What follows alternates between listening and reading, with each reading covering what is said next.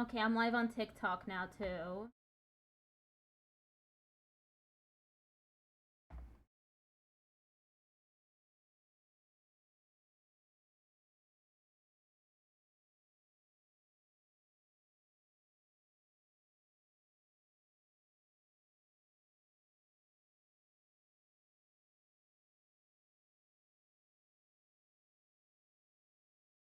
Alright, I'm live on TikTok. Let me check the audio.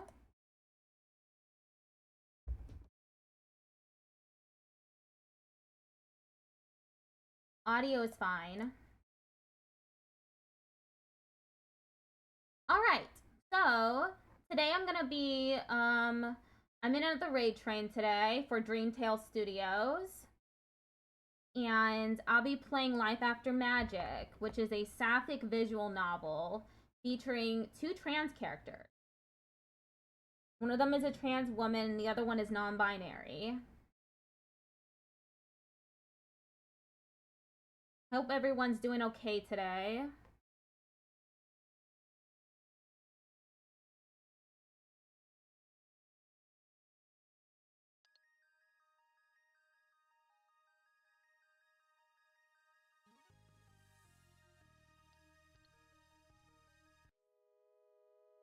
Alright, so in this scene, we've all met the characters again, and they are bewildered by the fact that magic doesn't seem to be working as well as it did when they were younger.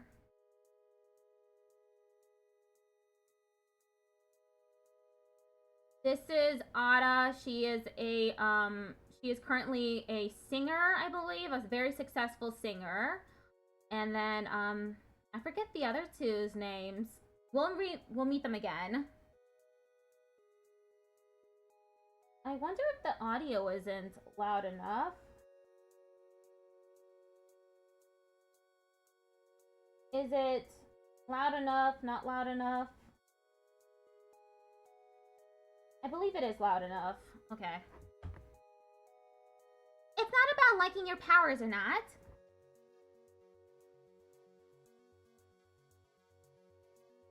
If magic in general is in danger, we need to protect it.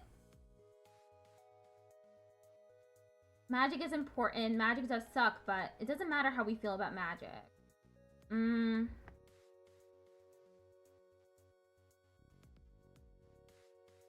don't know. What should I pick?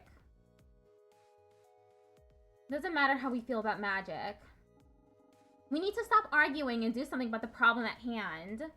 Our opinions on magic don't have to change just to investigate if there's an issue. We should still check it out just to make sure no one else is getting hurt. Sometimes you just gotta get into the ring. Jackie's corny line aside, she has a point. Can everyone at least agree to look into it a little? Keep their eyes and ears open?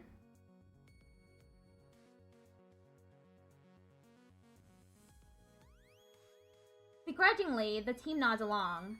Okay then, let's keep alert and keep in touch. I hope this is just some fluke, but maybe an excuse to see everyone again isn't so bad? We all leave for the night, maybe a little worse for the wear. I let Ada take the reins on explaining the Sentinel makeup line to Jackie, KJ, and Miranda later on. And somehow I doubt that conversation will be hunky-dory. What a day. The store having a big product launch event would have been enough to make it a momentous day in a string of normally dull ones, but then Ada was our celebrity guest. And it didn't stop there. It's been so long since I've been to the Golden Glove, catching up with Jackie. Then magic failing, seeing the whole team together and how much they've all changed. Miranda, and especially KJ. It's so much to take in. My brain is swirling, and not in a fun, soft-serve ice cream kind of way. Is there really something wrong with magic? Will I be able to reconnect with my old teammates without making the rifts between us worse? Will we be able to come together again as a team? My mind is racing about the future, the future, the future. What is it going to bring this time? It was scary before when I was just worrying about next month's bills, but now it feels even worse. Am I even half the Sentinel Starlight I once was? If there is some crisis, will I be able to conquer it this time? My head is throbbing with all this worry. My eyes are heavy. Better get some rest. That night I had the most amazing dream. Honestly, most of my dreams lately have been kind of dull or stressful. Doors that won't open, running but can't move. The usual life is stressing me out kind of dreams. But not this one. I feel warm and full of joy. Thank you for the like. It's like living through a movie of some of the Sentinel's greatest hits. Like the time Sentinel Aurora, or Boryong, lulled a Hydra to sleep with her singing. We went into the sewers beneath Diamond Cove, and she was so grossed out. But she put on a beautiful performance anyway. That's the thing about Boryong. She's very opinionated and butts heads a lot, but you can rely on her when it counts. At least that's who I hope she still is. Before I can dwell too long in the present, my dream takes me to another memory. I dream of the time we'd been through a rough couple of weeks. We were all stressed out and exhausted. Sentinel Nova used her exploding stardust to cheer us all up with an impromptu fireworks display on the roof of the school. She's not very talkative, but she cares deeply about making people happy. Then I dream of our geeky Sentinel Perigee. KJ always felt out of the place on the team. Their invincible bubbles saved us from collapsing buildings, toxic gas, mind control. But then somebody else had to defeat the bad guys. I wish KJ knew how much we loved them as a Sentinel and a friend. I really hope this self-reinvention isn't coming from a negative place. And finally we have Jackie, Sentinel Soul. I have never known anyone stronger in my whole life, both physically and emotionally. There are a few things more satisfying in this world than catching a villain monologuing and then... BAM! A Jackie red-hot fist to the face. She's always the first one in a fight and the last one out. She likes to keep things simple, though I sometimes wonder if things with her are more complicated than she lets on. And then there's me. At first, discovering I'm from another planet scared me so much, as it would anybody, I guess. My role as the last princess of the Serentia royal family, sworn guardians of truth and justice, seemed like big shoes I could never fill. Hello, FC Barcelona. How are you doing today? But I did. After many years of victories and defeats, I realized I'd grown into somebody both my adoptive and birth parents would be proud of. And then, that chapter of my life ended, but the years kept coming. And I found myself stuck in a loop and unsure what to do. How do you top saving the world? Does it all just get worse from here? I wish I could go back to those simpler days. Life made sense. I knew my purpose. I had friends. I never want to lose that joy again. Beep, beep, beep, beep. My alarm clock pops my dream like a balloon. I lay there for a while staring up at the ceiling. Seeing everyone again, seeing the makeup line, it really flipped a switch somewhere inside me. Alistair nags me out of bed. At least some things never change, and I hurry to work. Time for work. I wonder what Lise is up to. Alistair, what are you doing here? I came to check on you. Now that we know something is happening with your magic, what if something else is wrong with you? Do you have a fever? I'm a little tired, I guess, but I'm fine. Do you remember how your job works? Do you know where we are right now? Do you know your name? I'm Goobs, lost princess of Serentia and retired magical girl. I work at this retail hell known as Glamour Pop, where I sell makeup. Did I pass? Yes, but don't let your guard down. Make sure you touch base with everyone too. Now that you've reconnected with your magical girl teammates, you have a chance to hang out with them after work. If I'm not exhausted from work, that is. Right! If you have a good day at work, you'll have extra energy to visit friends afterwards. If customers are extra terrible today, you might not have energy to visit multiple people. I should be careful about what I say to the customers. Good luck! Hi, welcome to Glamour Pop. How can I help? You can stop there. I need something sparkly for New Year's Eve. What should I buy? Wow, rude. I guess I'll suggest... a better attitude. I can't say that. Sequins or body glitter? What about a nice sequin dress? I'm sure that won't make you shine. Isn't this a makeup store? Do you even sell clothes here? Well, no. Wow, thanks for being completely unhelpful. He left. Phew, I'm more exhausted than usual. I guess I'm feeling some side effects from the magic disappearing too. I don't think I can hang out with anyone today, like Alistair said, but I can do it tomorrow. Damn! I immediately failed. Working with the customers today was exhausting, but they're always a bit demanding, aren't they? I'm glad to be home. I guess nothing really strange happened today. That's a good sign. Perhaps all this stuff with magic was just a hiccup. Meow. Yes, Alistair, I know you have your magical cat senses or whatever, but... Meow. Alistair, is something wrong? Got another hairball stuck? Meow. Why aren't you talking? Are you giving me the silent treatment again? Mallow! Is this because I didn't get the salmon-flavored treat? I told you, they were all out. Meow! Wait, can you not talk at all? Meow. Uh-oh, this is really, really bad. This has never happened before, ever. In unprecedented events in the life of a formal magical girl? Not a good sign. I better call the team up even if they won't like it. We all arrive and cram into our old high school classroom. Goobs, tell us, what's so important that you need to call an emergency meeting for the second day in a row? In our musty old classroom? Well, I admit it brings back memories. It does, but it's a little spooky at night, and ghosts are my natural enemies. Ghosts? They are unpunchable. Your fists would fly right through them. Is this going to be a regular thing? If so, I have to work around my schedule at the workshop. It really is an emergency. Alistair, can you try talking again? You don't mean... Meow! Meow! I can't understand him at all anymore. His ability to speak is gone. No, not our funky little Doolittle owl. I can still hear his voice. Meow! I mean, yeah, we can still hear his voice. It's more about comprehension. Maybe it's less about him not being able to communicate with us, and more about us losing our ability to understand him. I tried using my healing powers on him to see if it would help, but honestly, I still can't manage to get things working again. Alistair crawls up into my lap. He seems exhausted from trying to communicate with us. Stroke his little chin. I stroke under his chin and can tell he's starting to relax. He stretches out and then curls up to sleep. I admit I was never your cat's biggest fan, but I do feel for him, all pitiful like that. Miranda offers me the jacket on her waist to use as a blanket, but I shake my head. This is escalating faster than we're expecting. We all know the signs. Unusual events always lead to some villain with a crazy plan. We can't just passively observe anymore. Finding out who is behind this needs to be our top priority. And honestly, it hurts not being able to understand him. He's snarky, cryptic, and a huge pain in my butt sometimes, but Alistair is my closest companion. Boobs. You're always looking out for others, leader. And I know this is upsetting news, but let's just remember we're here. Sup, nerds? And beautiful ladies? You? Not a lady, but you're still an asshole.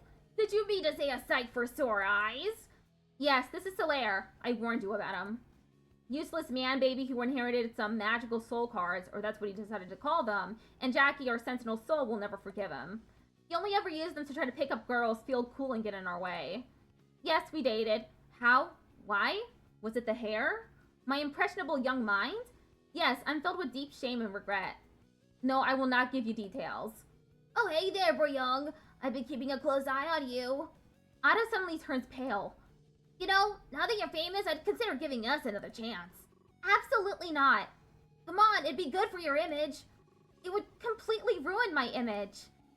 Hold on, what do you mean by another chance? Oh, Ada, you didn't. She did. Oh my god. I can tell Ada is dying inside. Let's just move on. Solaire sidles up to Miranda. Oh, hey, Miranda. No. Hey, just trying to say hello to an old friend. We were never friends. Solaire slides away from Miranda. Solaire then sidles up to Jackie, who gives him a not-so-friendly punch to the arm. He stumbles for a moment from the impact. How's it been, Solaire? Jackie is smiling at him, but not in a sweet way. Ow! Nice job, buddy. I barely tapped you. But anyways, that's what you get for naming your stupid cards soul cards. I should sue, honestly. He looks KJ up and down. Fuck off. I didn't know you were expanded the team. Who's this femme fatale? Solaire? That's KJ. Behind his blank expression, I can see the cogs turning in his head. Whatever you're about to say, I don't want to hear it. Why not? After all these years, I thought you'd love to finally hear a compliment from me. Jackie, sweetie, could you punch him again, right in the nuts? Whoa there, Morticia. Take it easy. I know you'll change your mind eventually. He just never stops talking, does he? He claps his hands and looks to all of us like he's about to give a speech. I brace myself. Oh yeah, this is happening. Try to stop the useless man, baby. It would be like trying to stop the earth from turning. He is inevitable. It's so nice to see the dream team back together. My favorite magical ladies to back me up in my most excellently successful battles against evil. Miranda's eyes glaze over as he starts talking. Backing you up?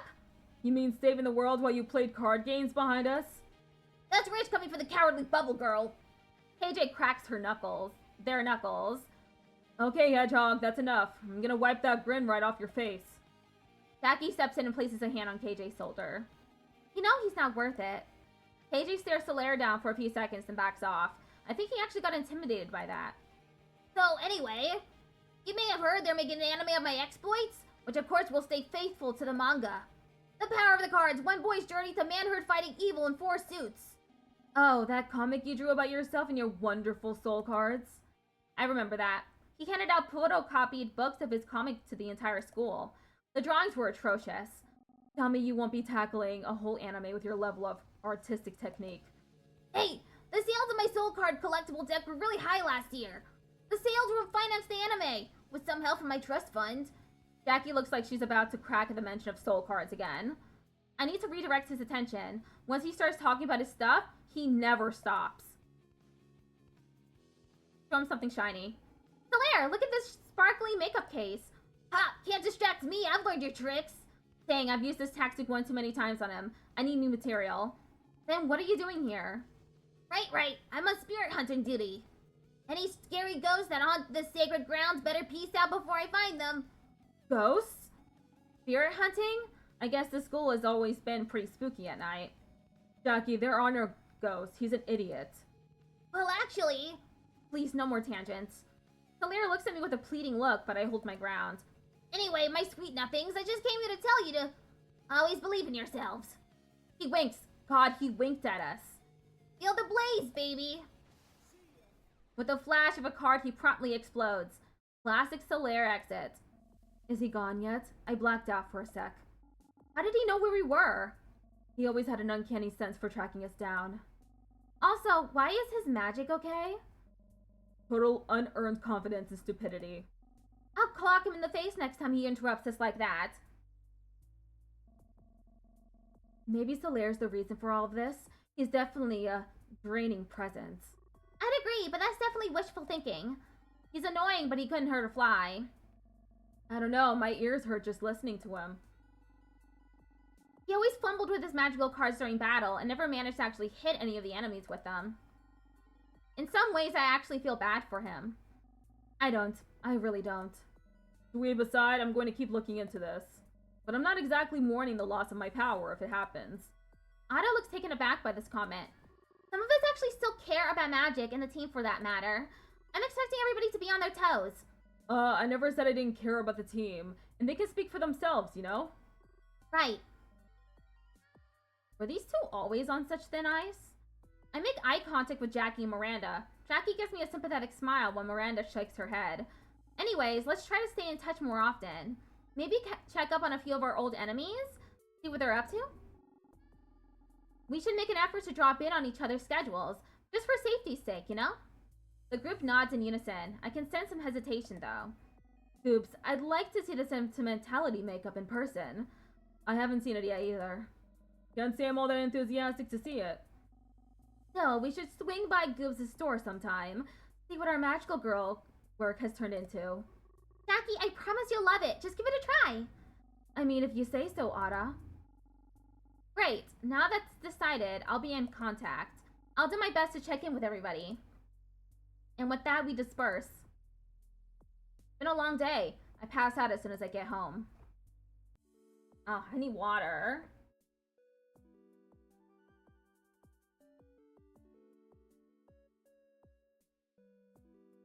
Alistair jumps onto my stomach to wake me up, demanding food. Alright. When I get to work in the morning, there's a crowd that's gathered outside of the store entrance, which is blocked by a line of security guards. Excuse me, can you all let me through? Praise fan. No way! If anyone's seeing Ada, it's me! Right, I should have known. Ugh, I better not get my pay docked if I'm late because of this. I brace myself and hurl myself into the swarm of people. Ow, watch it! That's going to leave a bruise. No matter how hard I fight to make it to the front, I can't get any further than halfway in. Before I know it, I'm completely lost in the crowd and can't get out. Someone help me! Please, are you there? Please? The crowd is loud. It might be impossible for her to hear me. It seems like a long shot, but I know something that might catch Lisa's attention. Hoot hoot? Hoot? By the entrance, I spot Lise looking around frantically. I don't know if she's looking for me or thinks there's a bird in trouble. Either way, it worked. Hoot hoot!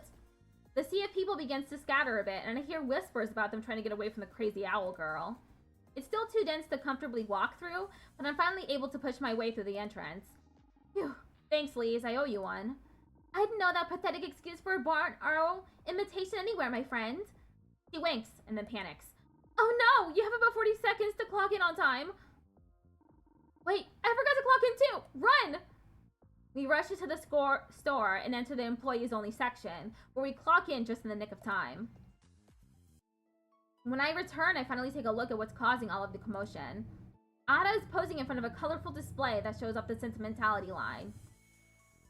She's smiling brightly with a mascara wand held up to her eyes. There's a flurry of camera flashes, then she switches to another pose. It is pretty mesmerizing to watch. She's radiating confidence, and she gives off the captivating, dreamlike aura that celebrities have. I never would have expected her to become an idol, but then again, I never put a lot of thought into what our personal futures would look like.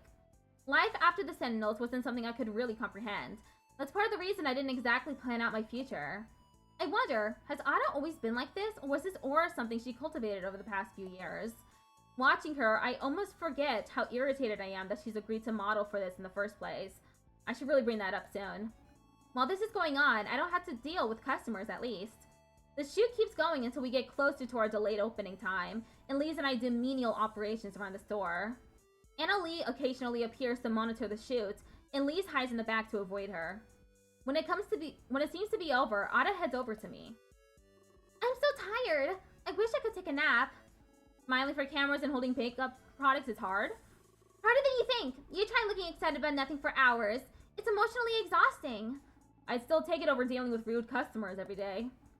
By the way, I never congratulated you on becoming an idol. You're just like TTJ now. I'm not quite there yet, but thank you. What else have you been up to while I've been gone, other than the whole idol thing? Other than that, not much. Nothing that you can't find in a magazine article anyways. What about you? Anything new other than your job? I'm trying my best to survive out here. I used to think that saving the world would be my greatest obstacle. Now it's just rent. At least things were a lot more straightforward when we were kids. It's nice to remember the old times, right? I've been feeling particularly nostalgic recently myself. So I'm glad that I've been able to see everyone together again. Although we would have thought, after everything that happened, we'd be at such different places in our lives. We saved the world, but now I'm a superstar and you're here. Wow, that's kind of condescending. How can she act like she's all that when she used the Sentinels to get to where she is? I still need to talk to her about why she even agreed to do this campaign in the first place. Maybe now is as good of a time to bring it up as any. I guess I've been feeling lost lately. How so? I mean, obviously I don't want to be working in retail. I don't really have any direction in life right now. So I just sort of ended up here. I see. Actually, I get what you mean about feeling lost. You do? But you're literally famous now. You didn't get here without having some sense of direction. Not exactly. How should I put it? As Sentinels, we were symbols of hope and justice. We saved the entire world multiple times. After we all parted ways, I felt like I didn't have a purpose anymore. I felt useless, and I didn't know what to do. All I had left was my singing. So when I got the opportunity to become an idol, I took it. I know you might not agree with my decision to create Ada from Sentinel's Aurora. KJ thinks I'm a sellout for it. But the Sentinels were the most important thing in the world to me. I want to incorporate that part of myself into my music. Sentinel Aurora is my identity, and I should be able to use it however I want to. What about the makeup line? That's not just your image, it's all of ours. You know the Sentinels are public domain. Remember the dolls of us? The shitty anime? I like the anime.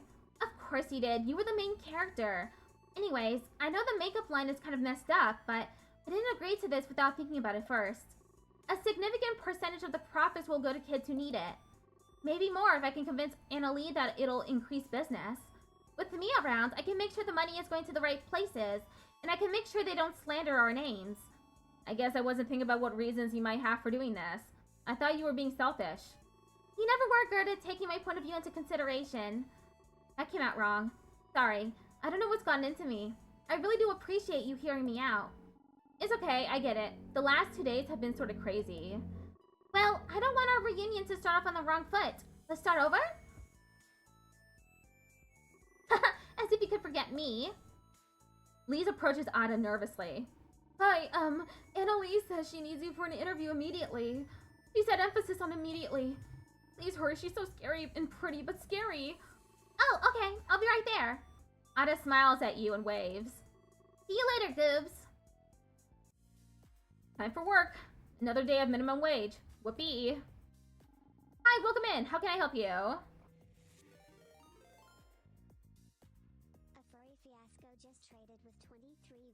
Hello, Furry Fiasco. Thank you for bringing the raid train to me. Hello, everyone. I'm Melody Wisp. I'm an accessibility provider, voice actor, and variety streamer.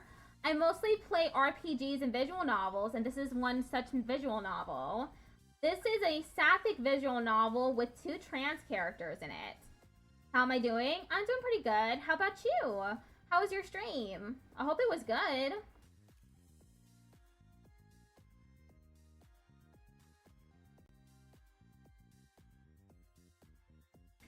Thank you for train sitting for my slot. Have a good lurk. So this is a visual novel about retired magical girls. Stream was great. Was playing Coral Island. Cool, cool, cool. I did peek a little while I was setting up. I hope you had fun. In this visual novel, the retired magical girls get back together because there's something wrong with magic. You get 2 train sitters today. Cool. We reached our followers goal of 770. Thank you, everyone. Thank you for the follow, and thank you for helping me reach my followers goal.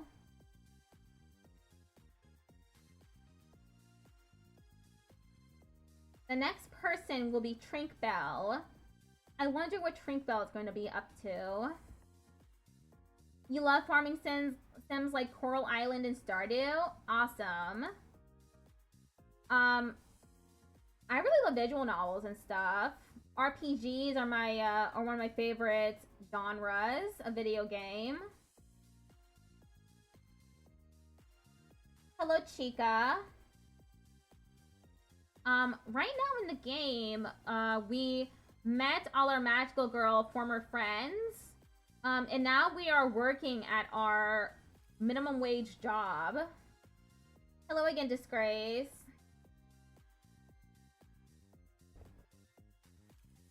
Let me save again. Hey, is your coworker in today? The brunette with the glasses? Oh, Lise? She's on her break. I'm not sure what this person wants. Anyways, what can I do for you? Oh, sorry to be weird. She was really knowledgeable about eco-friendly brands. I'm looking for something like that today. If that's the case, I can try and help. Let's see if I can remember what Lise told me.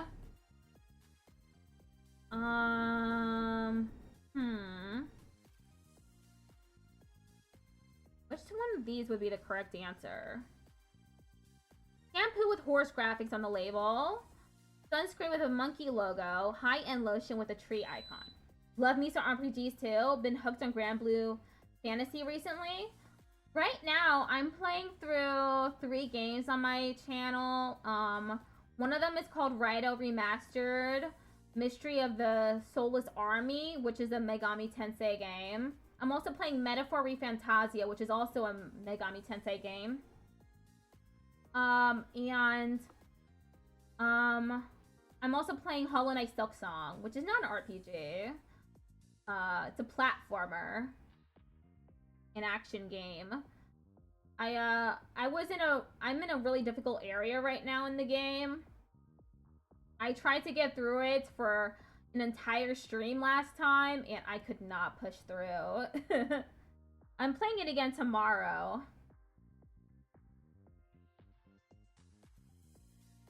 Love me some absentee games. I'm excited for P6 coming in the next few years. Yeah, that's gonna be a lot of fun, isn't it? Persona 6. I can't wait for it to be released too. This SPF 30 sunscreen is cruelty-free and vegan. I've been looking for a new bottle of sunscreen. Let's try it out. I'll take it. Maybe I should pick up a bottle myself. I have free time now. Thankfully, I had a not-so-terrible day at work. I feel like I have the energy to do a couple of things today. Who should I go hang out with now? KJ. I text KJ and ask if they want to hang out. They ask me to swing by their work so we can go for coffee together. I make my way downtown and follow their directions to the tattoo parlor. I, feel out of place here in my pastel cardigan and beret. Fortunately, nobody seems to be around. I suddenly hear KJ's voice from the back room. They boom with a masculine bravado. Alright, Bruce. I'm gonna bounce. See ya. Enjoy your date. Nah, dude. It's not a... date? Oh, hey, princess. You're right on time. Let's change the subject. So this is where you work, huh? Welcome to Needlework. May I take your order? How long have you been working here? Just a couple months. I'm still an apprentice, but trying to learn fast. Bruce and the team did so many tattoos for me, and the question of learning the trade kind of popped up, and here we are. I mean, yeah, if you have a passion for it, then why not? Yeah, but we should probably have this conversation over a coffee. We're closing up in a minute. We head on over to a whole latte love and settle down with drinks that are maybe 99% milk foam and syrup. So, KJ, they look up from their drinks sporting a handsome foam mustache. Oops, shoot. How much time have you got? I have 22. Oh, sorry, that was KJ. 22? I want one for every year of my life. I had to catch up, of course, but now I only need a new one every year. Oh, so that's why they're small. Yeah, lots of little ones on my sleeves, then a few bigger ones across my torso. I started doing some on my left arm by myself. They go over the most important ones, each representing some aspect of the year in question. Some are silly, like a little dog bone for the year their family adopted a puppy. Some are serious, like when their mom passed away. I saved this one for last. Why? Is it bad? No, it's the most special one. They point to 4 rings interlocked around a central ring. This one's for 1992. The year we all met. Yeah. We pause in silence for a moment. I forget you didn't see any of the years in between. A lot's changed, Goobs. They're right. A few years ago, the KJ Annie was a shy and awkward geek. Someone more at home in the computer lab and library than a tattoo parlor. KJ wasn't the strongest member of the team in a crisis. I've given them a lot of battlefield pep talks over the years. Their powers could protect people from all physical harm. Emotional harm? That's KJ's biggest weakness. They're a talented, reliable friend in many ways, but if you put the pressure on, they melt. Well, that was then and this is now. Maybe things have changed. Hello? Earth to Goobs? It certainly looks like things have changed. Oh, sorry, I was just lost in thought for a moment. What were you thinking about, if you don't mind me asking? Good save, princess. Jeez. Good save, me. Even if it is a little white lie. How have you been keeping up with everyone? Actually, let's flip the script first. Why haven't you been keeping up with everyone? What? Quick, Goobs, think of something. I lost everyone's numbers. Yeah, I heard from Jackie. It's okay, Goobs, I'm just teasing you. You can stop panicking now. Hey, that's not funny. It's pretty damn funny from where I'm sitting. Anyway, you're cool. I know how life can carry you away sometimes. And I didn't exactly call you either. To be honest, you spared yourself a couple of my messy years. So to answer your question, it's not been the easiest time for me lately. But it's alright. I got a lot of help from the team. Well, Jackie and Miranda anyway. Well, Young dipped. I recall back at the Golden Glove that a certain little girl was talking about a biker girlfriend.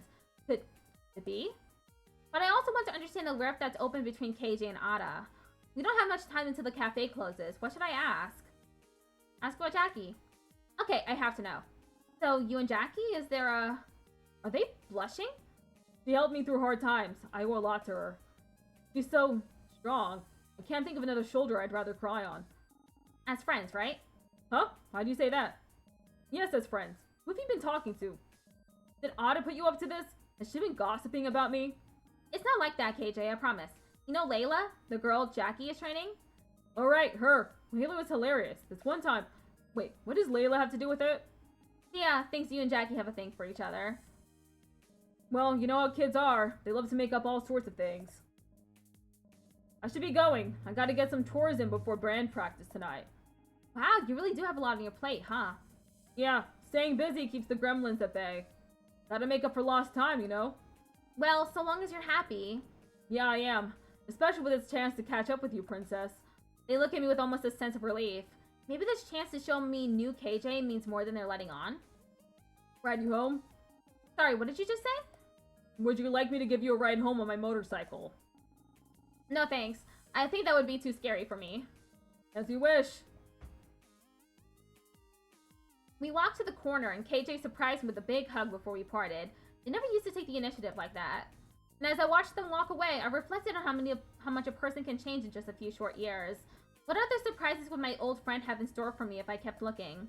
Who should I go hang out with now? Miranda. The workshop is cozy and full of half-finished projects and tools.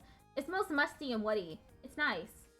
No one else is around, but I see Miranda at a drafting table looking up blueprints. She hasn't noticed me. Her eyelids are heavy, and her head bobs forward like she might fall asleep. I should probably wake her up? Miranda? What? Oh, hey, Goops. Didn't see you come in. Seemed like you were dozing off. Is now an okay time? Dozing? Oh, no. Miranda feverishly checks herself and her work around her. What are you doing? Being tired on the job is a huge safety issue. I could have cut off a finger or worse, broken one of the client's orders. That doesn't sound worse. Speaking of, you're in a workshop. Wear this. She hands me a hard hat and some safety goggles. I see her hands are strong, but show some wear and tear from her work. Put on the safety gear. How do I look? YMC. Don't finish that thought. What about you? I know what I'm doing. But your hands, they have some cuts. Hazard of the job. I could hear them. My magic's been consistent, but it wouldn't require much. No, I'm fine. It's really no trouble. This is what band-aids are for, and as you said yourself, your magic's been on the fritz. I should probably stop pushing and change the subject. How long have you been here today? I came in really early this morning to finish a personal project, and it was time to clock in. Do you sleep at all? Yes, sometimes. What are you working on? We have an order for some long dining tables from a brewery in town. Take a look. She shows me a long wooden table and accompanying bench. They are sturdy and inviting. Not only that, there's intricate carving work along the edges of the table. It's beautiful. Still gotta sand it and do the final stain finish. It's really well done. Not really, not yet. What do you mean? It's amazing! I don't like how wide and lifeless the legs are, and the carvings could more smoothly transition at the corners. It could be better. You've really got an eye for this stuff. Maybe. I look around and see behind Miranda that there's a wall of plaques for Employee of the Month. Her face is on almost all of them. That's a lot of Employee of the Month plaques with your name on it. There's only 6 employees. You all 6 of them? Miranda laughs. It's nice to see her laugh. You must be doing something right. They can clearly rely on you. Thank you for saying that. They're really wonderful to me. They let me use the workshop before and after hours and any spare materials. Sounds like you've found something you're really passionate about. I think so too. It's the right medium, but... But what? It's just hard to get inspired these days. The day job, the stuff with the squad, it's a lot. I feel like I don't have the same creative spark. Say something reassuring. Ask what inspires her. What inspires me? Do you listen to certain music, research images? It's more like a feeling I get when I touch the materials. Like what I want is already in there. It's just my job to bring it out. Then I start to see colors, shapes. I just make what I see. Can I see something you've made? Sure. Miranda brings out one of her projects. It's a jewelry box made of wood. On the top, she's carved stars and patterns. There's iridescent stones inlaid into the wood, too. It looks like the night sky exploding with new galaxies. It glows like it's been touched by her stardust magic. This is beautifully crafted. Thank you, but not again. It seems like it infused it with my magic even when I try not to. In a flash, Miranda explodes the jewelry box into a burst of stardust. The wooden stones fall apart and land with a thud onto her work table. How did you do that? It wasn't good enough. It needs to be perfect if it's going to last. Why does it have to last? I want to make something that stands the test of time. But most things don't. Is something really only valuable if it lasts forever? Miranda seems lost in thought. Thanks for showing me around here. It's really wonderful to see what you're making. Thanks for coming. It may not seem like it, but I like showing people what I do. I should get back to it. Tables don't build themselves. See you soon, Goops. Finally, time for bed. I stay up way too late reading my favorite shoujo manga. Which love interest will Minako choose? When do I finally get to sleep in? It took me a bit to settle in, but I'm ready for work. The customers had already made a mess of things by the register, and I needed to clean it up before another wave hits. I'm feeling kind of lonely. I forgot it was Lisa's day off. Before I can really start, I am surprised by the appearance of a familiar face. Yo, Goobs! Jackie, what are you doing here? I was in the neighborhood and thought I'd drop by, see if I could catch you working. It's unlike you to not call ahead. Hey, wait, this isn't you getting back at me for doing the same, right? Maybe. Or maybe I just want to catch a working woman in her element. Then the best way to do that would be to let her work, wouldn't you agree? My stomach twists when I finally notice Annalie looming behind us. I feel like I'm getting caught red-handed doing something terrible with the way she glares at me with those cold eyes. I suddenly get the feeling that my job security's on the line. And Jackie's gone. Socialize on your time, not mine. You have work to do, correct? Go do it. As much as I want to say something, I really need this job. I move back to the register, but Jackie and Annalie are still in earshot. As for you, have we met before? No, ma'am. No? I suppose that must be true. I doubt I would forget such a pretty face. Whoa, Annalie, being nice? I can see from the corner of my eye Jackie's growing shy under Annalie's gaze. The Jackie I knew was quick to give a flirtatious quip back or be evasive in some way, but she goes still instead. Her rhythm seems to be thrown off. As a valued customer at our store, let me pick out some samples for you from our new line. I know just the thing. Oh, this is a sales tactic. Annalie's hand glides over the sample collection and pulls a few pieces out. Jackie finally finds the courage to say something, but she's interrupted when Annalie raises the lipstick near Jackie's lips. Yes, I see it now. Jackie, was it? Sentinel Soul would be a great fit for you. Huh? Jackie barely chokes the word out. It's from our brand new sentimentality line. With these shades of color, I think it would really let that pretty face of yours shine. You simply must try it. Annalie hands off various samples to Jackie, who is barely keeping up with her. If you're going to come in here and talk to your little friends, why don't you do me a favor and come in wearing these? I don't think I would mind it too much then. Now when you can show other customers how dazzling it could really be with just a little touch-up. Okay, yes ma'am. I'm just going to go buy these real quick. Annalie chuckles to herself. Jackie freezes again, wondering what she did wrong this time. They're free samples, dear. Oh right, that's fine. I can read. Bye! And like that, Jackie hurries herself out of the shop with her arms full of makeup samples. Silly girl. Should have at least asked for a bag to carry all of that. As if knowing she's being watched, Annalie's eyes meet my own. And what are you looking at? Back to work. Right, yes ma'am!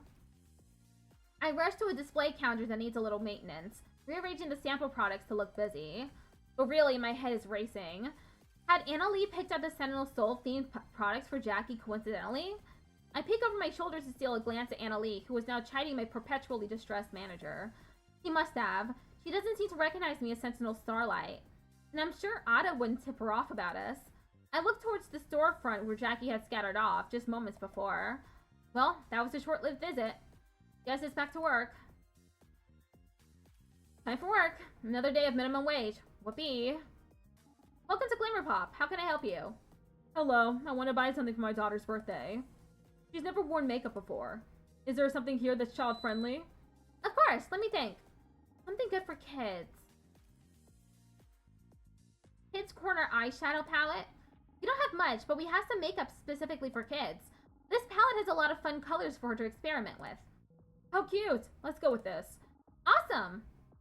The customer left with a big smile. I have free time now. Thankfully, I had a not-so-terrible day at work. I feel like I have the energy to do a couple things today. Who should I go hang out with now? KJ. I'm curious to learn more about KJ, so I give him a call asking if they want to hang after work. I get lucky and catch them with a couple of hours to spare. We agreed to meet at the mall by Glamour Pop and do some window shopping. I certainly can't afford anything right now. I hang around the mall for a while, playing Snake on my game pal. My high score is pretty low, yet I can't beat it no matter how hard I try. But this time will be different. I get a coffee and hunch over the screen. Pro gamer time! I'm actually doing well. The coffee kicked in. I've become the Snake. I know Kung Fu. So close to beating my high score. So close. I'm so wrapped up in chomping squares, I don't even know it's KJ until they tap me on the shoulder. Wah! I see the brave Starlight hasn't lost her edge. No nasty villain is gonna get the drop on you, huh? That's not funny. I was concentrating on something. Sure looks important.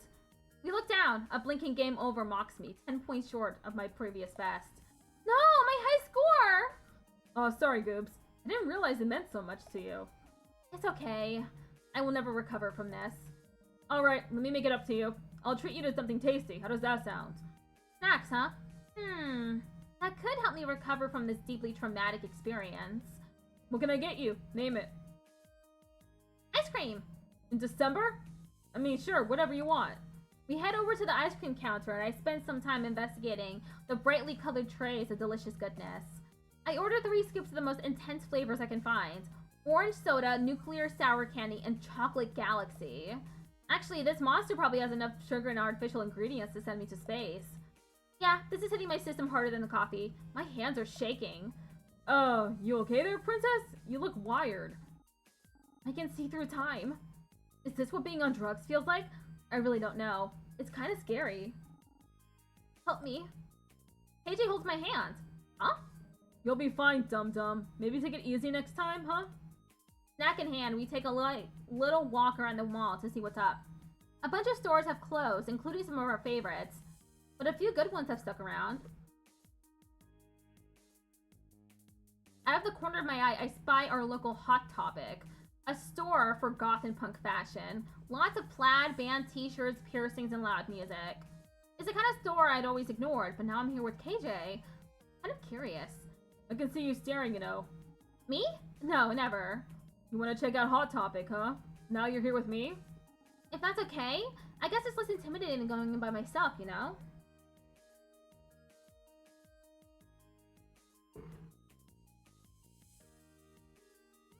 Intimidating? Why would it be intimidating? It's a clothing store.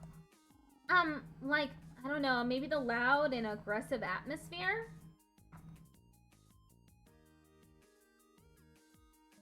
For real? You think you're gonna get yelled at or something? Come on, let me show you. They grab me by the hand and lead me to the entrance to the store.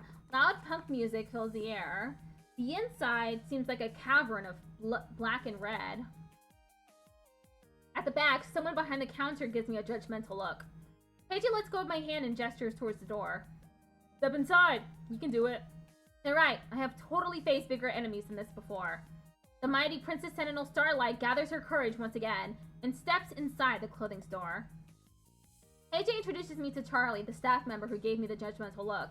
She actually seems really nice and compliments my outfit. She thought we were dating and that's why she was sizing me up.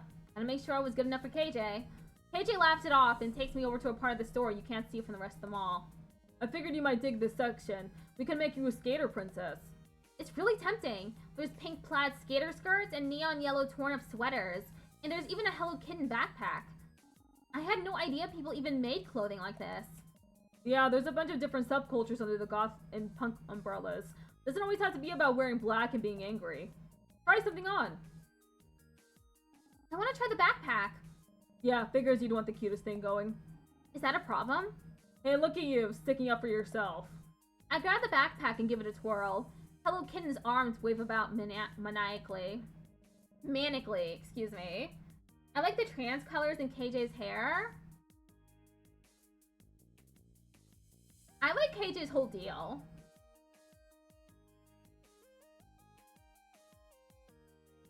It's really cute. God, and here I was thinking I was the dork of the group. Turns out it was you all along. Hey, you were totally the dork in school. Oh fuck. Thanks, I'm very aware of that. Like going to therapy about it aware. KJ, I'm so sorry. That just burst out of me and it was really inconsiderate. It's true though, isn't it? There's no point apologizing for this truth. What I'm apologizing for is bringing it up like that, for teasing you about it. Also, even if you were a dork in school, you were one of my closest friends in the world. I wouldn't change that for anything. There's a lot I want to change, but I get what you're saying. Apology accepted. Maybe let's go do something else. Yeah, let's do that. We take a stroll around the rest of the store. KJ starts absent-mindedly flipping through the clothes racks. Funny thing is, I've been coming to this store forever, even back when we were Sentinels. I'd look around, chat to the staff, but never had the courage to buy something other than a backpack or a wallet. I remember the first time I finally bought an outfit from the store. It was hidden in my wardrobe for weeks and I didn't dare wear it. One day my dad found it and threw it all out. was so pissed off. Him just projecting his idea of who I am onto me instead of letting me speak for myself.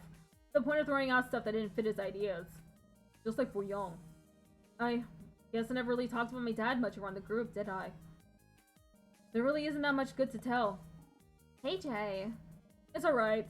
Like, maybe I shouldn't be talking about this stuff right in the middle of a hot topic. I could be a hopeless goth romantic, but not like that hopeless.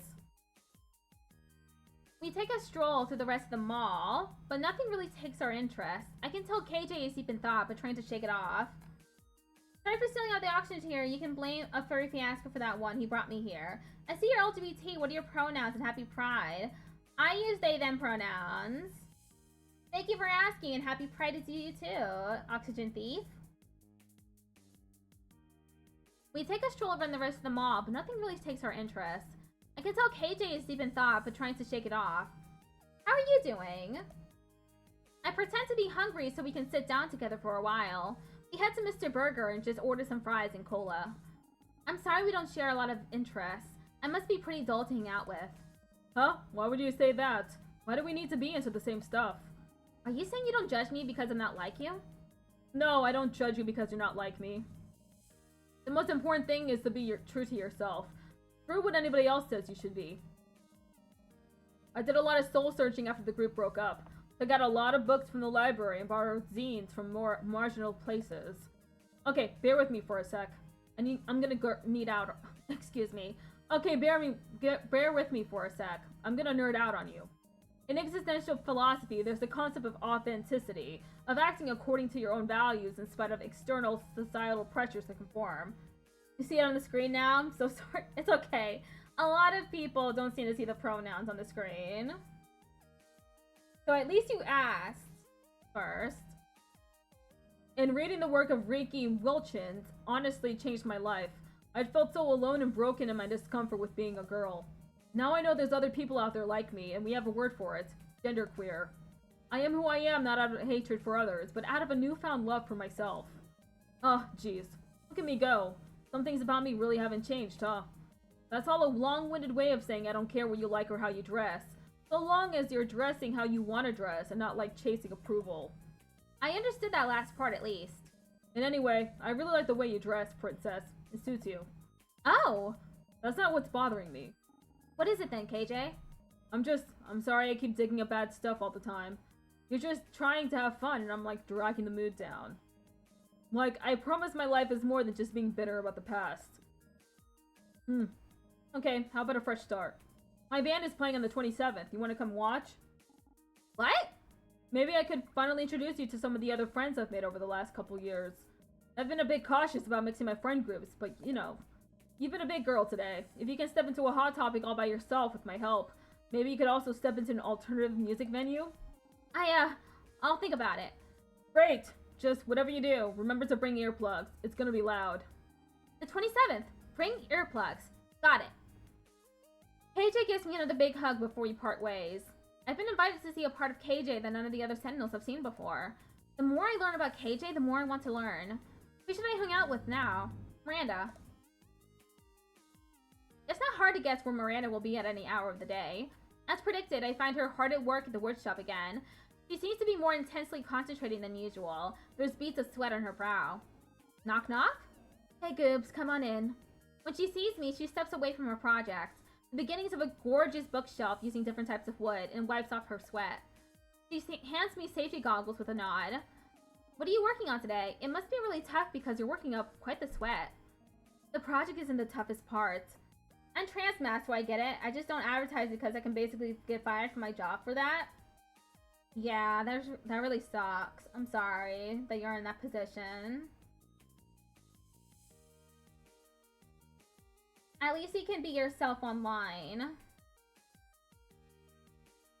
The project isn't the hardest part. Well, what is? I'm trying to not put any of my magic into it. I thought it'd be easier, but it takes a lot of effort just to keep it held back. Honestly, it's a bit strange building something this way. Ask her why. Praise her effort. That must be really difficult, and the piece is coming out great. I don't need empty praise. It's not! I'm being supportive. It's what you wanted, right? Create without magic? And this time you can't blow it up. Well, I could. I give her a desperate look. A bookshelf is a lot bigger than a box. The explosion would be pretty, but fast. But I won't. Phew! But I don't know if this is what I want anymore. Trying to work like this all the time would make my workflow impossibly slow and hard. But then again, I'm trying to figure out where my magic fits into my life now. This is an experiment. I don't want magic to be some crutch. And I don't want to assume it has to be a part of everything I do. Is this why you wouldn't let me try healing your hands last time? Miranda reflectively looks away. She starts standing the edge of a wood block. I can tell she's avoiding more of this conversation. It's part of it, but... Miranda disappears back into her work. It's so hard to know what's going on in her head. Offered to help on her project. Can I help with what you're working on? Miranda looks at me grumpily. Do you know what a spokestab is? Spokeshave, maybe? A razor that can talk? My point exactly. Do not touch the dangerous tools. I have this. Okay. I was just trying to lighten the mood. Something's bugging you, and I never know if I should ask or avoid with you. Ugh, Goob's fine. Remember when the Shadow Society set up that trap for us at the Natural History Museum? All those reanimated dinosaurs coming right at us. I froze. Poor KJ had to save her skin with their bubbles yet again. I don't think we appreciated how much of a toll protecting all of us took on them. Even I took them for granted sometimes. I wish I had been better at protecting you all. You're not. I'm not saying this about you. I'm trying to talk about me. It's okay to be dependent on your friends sometimes. That's not what I'm saying. Wow, our communication styles are just so different. I feel like I'm constantly putting my foot in my mouth. I'm sorry, I'm trying to understand. Why is it so hard for you to accept help from us? Maybe I'm not explaining it well either. Can we table this for now and talk about it another time? Of course. We spent the rest of our time chatting about her projects. She explains to me that a sawhorse is not just a horse covered in saws. Canoe! I should get back to it. Feel free to visit me again sometime. I will. Finally, time for bed. I eat some midnight snacks before bed, which Alistair scolds me for, but my tummy says it's worth it. Alistair jumps on my stomach to wake me up, demanding food. Alright. After the debacle with Annalie on launch day, we arrived at the store today to some extensive notes on how to sell the sentimentality makeup line. I would love to have a horse covered in saws. Imagine that, huh? It's pretty textbook overbearing corporate speak, but Lise has been reading it like she's studying for an exam. Tease her, encourage her, reassure her. Lise, these are just talking points. You can riff on them. It's okay. But what if this scary pretty lady comes and yells at me again? She's not here. She won't know. Something about her. I think she's always watching. A chill runs down my spine. She was pretty intimidating. I look around for secret cameras, but don't see any. I think we'll be okay. Well then, the next customers who come to the store are going to get the full Lee's Merit to Know Glamour Pop Approved sales pitch. The door opens and chimes, signaling that said customers have arrived. Oh hi, it's KJ and Miranda coming to visit me at the store. Lise marches right toward them, before I can stop her. Hey Lise, maybe the next customers are okay. Hello valued shoppers, welcome to Glamour Pop. May I have a moment of your time to speak to you today about a product that will bring some magic back into your daily beauty routine? Wow, she really did memorize it. Lise finally looks up from her notes and takes in Miranda and KJ.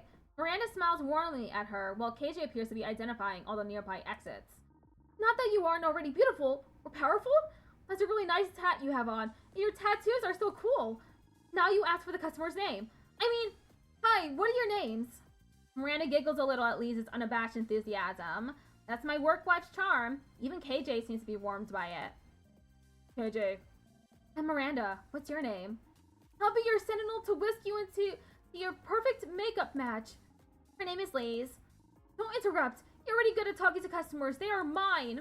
She clears her throat and turns back to her captive audience. KJ shrugs their shoulders at me.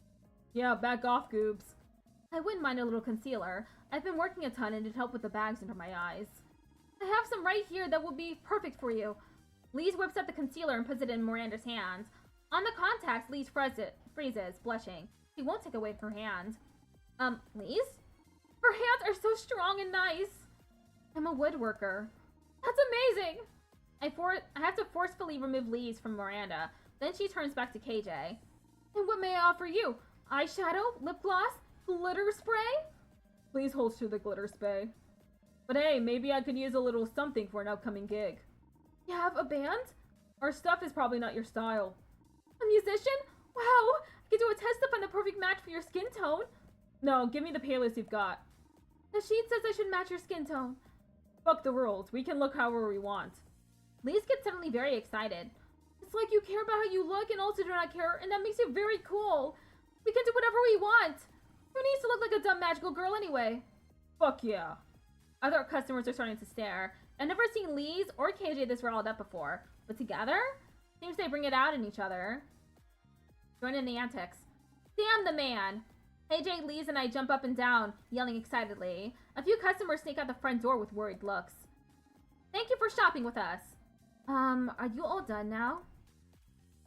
We all stop jumping and catch our breath.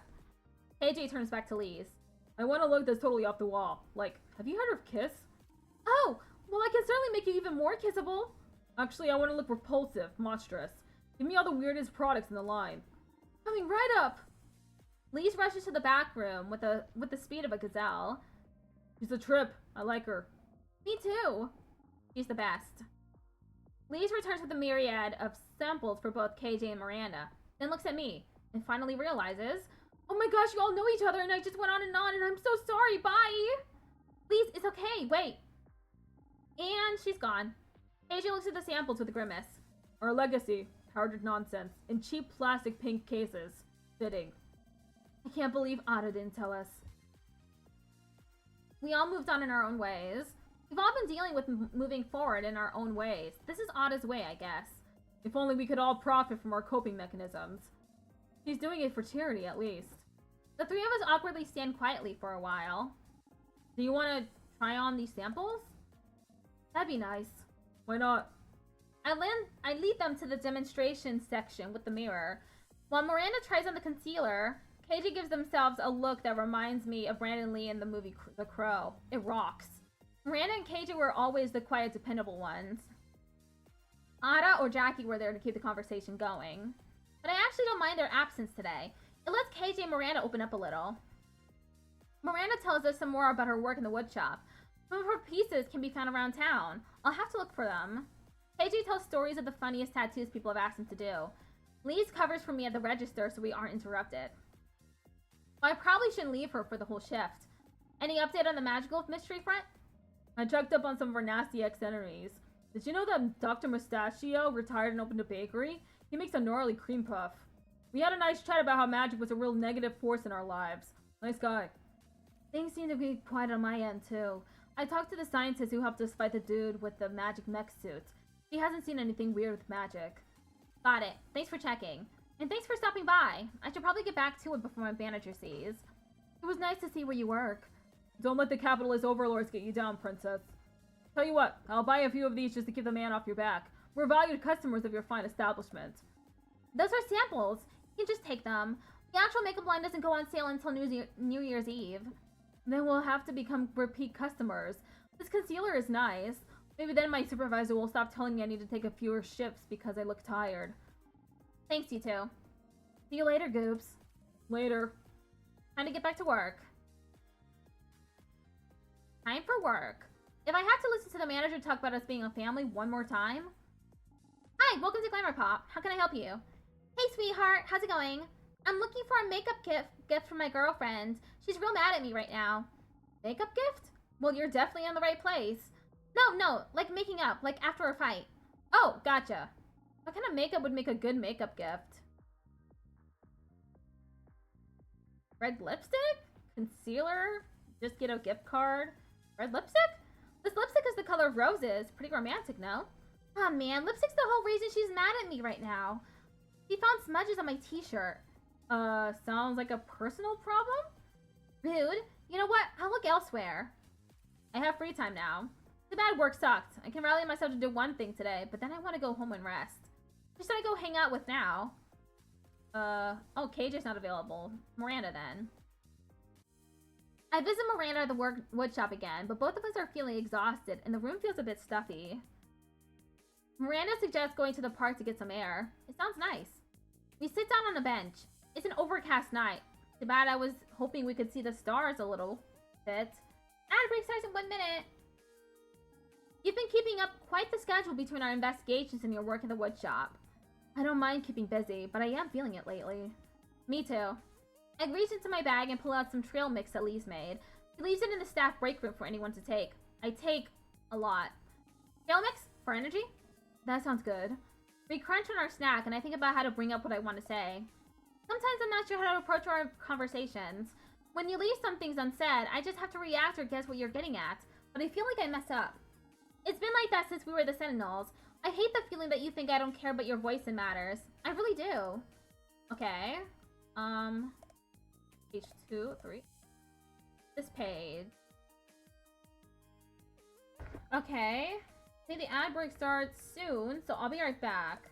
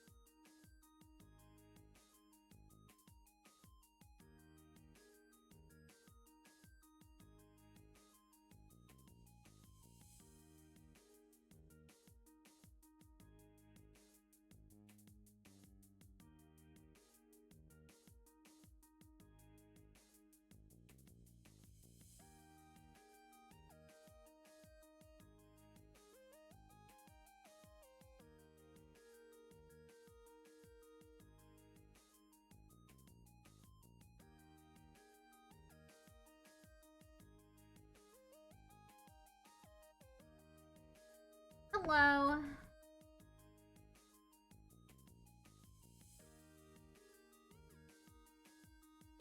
It's been that way. It's been like that. Huh? It's been like that way since we were the Sentinels. I hate the feeling that you think I don't care, but your voice matters. I really do. But I want to know how I can be better at helping you feel open with me. This has been on my mind too. It can be hard for me to be direct right after being asked a question. And if I'm working on with my hands or something, I'm not ignoring you. It's because it helps me gather my thoughts. That's good to know. Sometimes I know what I'm feeling, but I don't have the words formed for it yet. Do you feel like you're more formed now? I think so. Miranda, would you feel comfortable if we continued our conversation from the other day? Can I ask you a question first? Of course. What do you feel about your magic?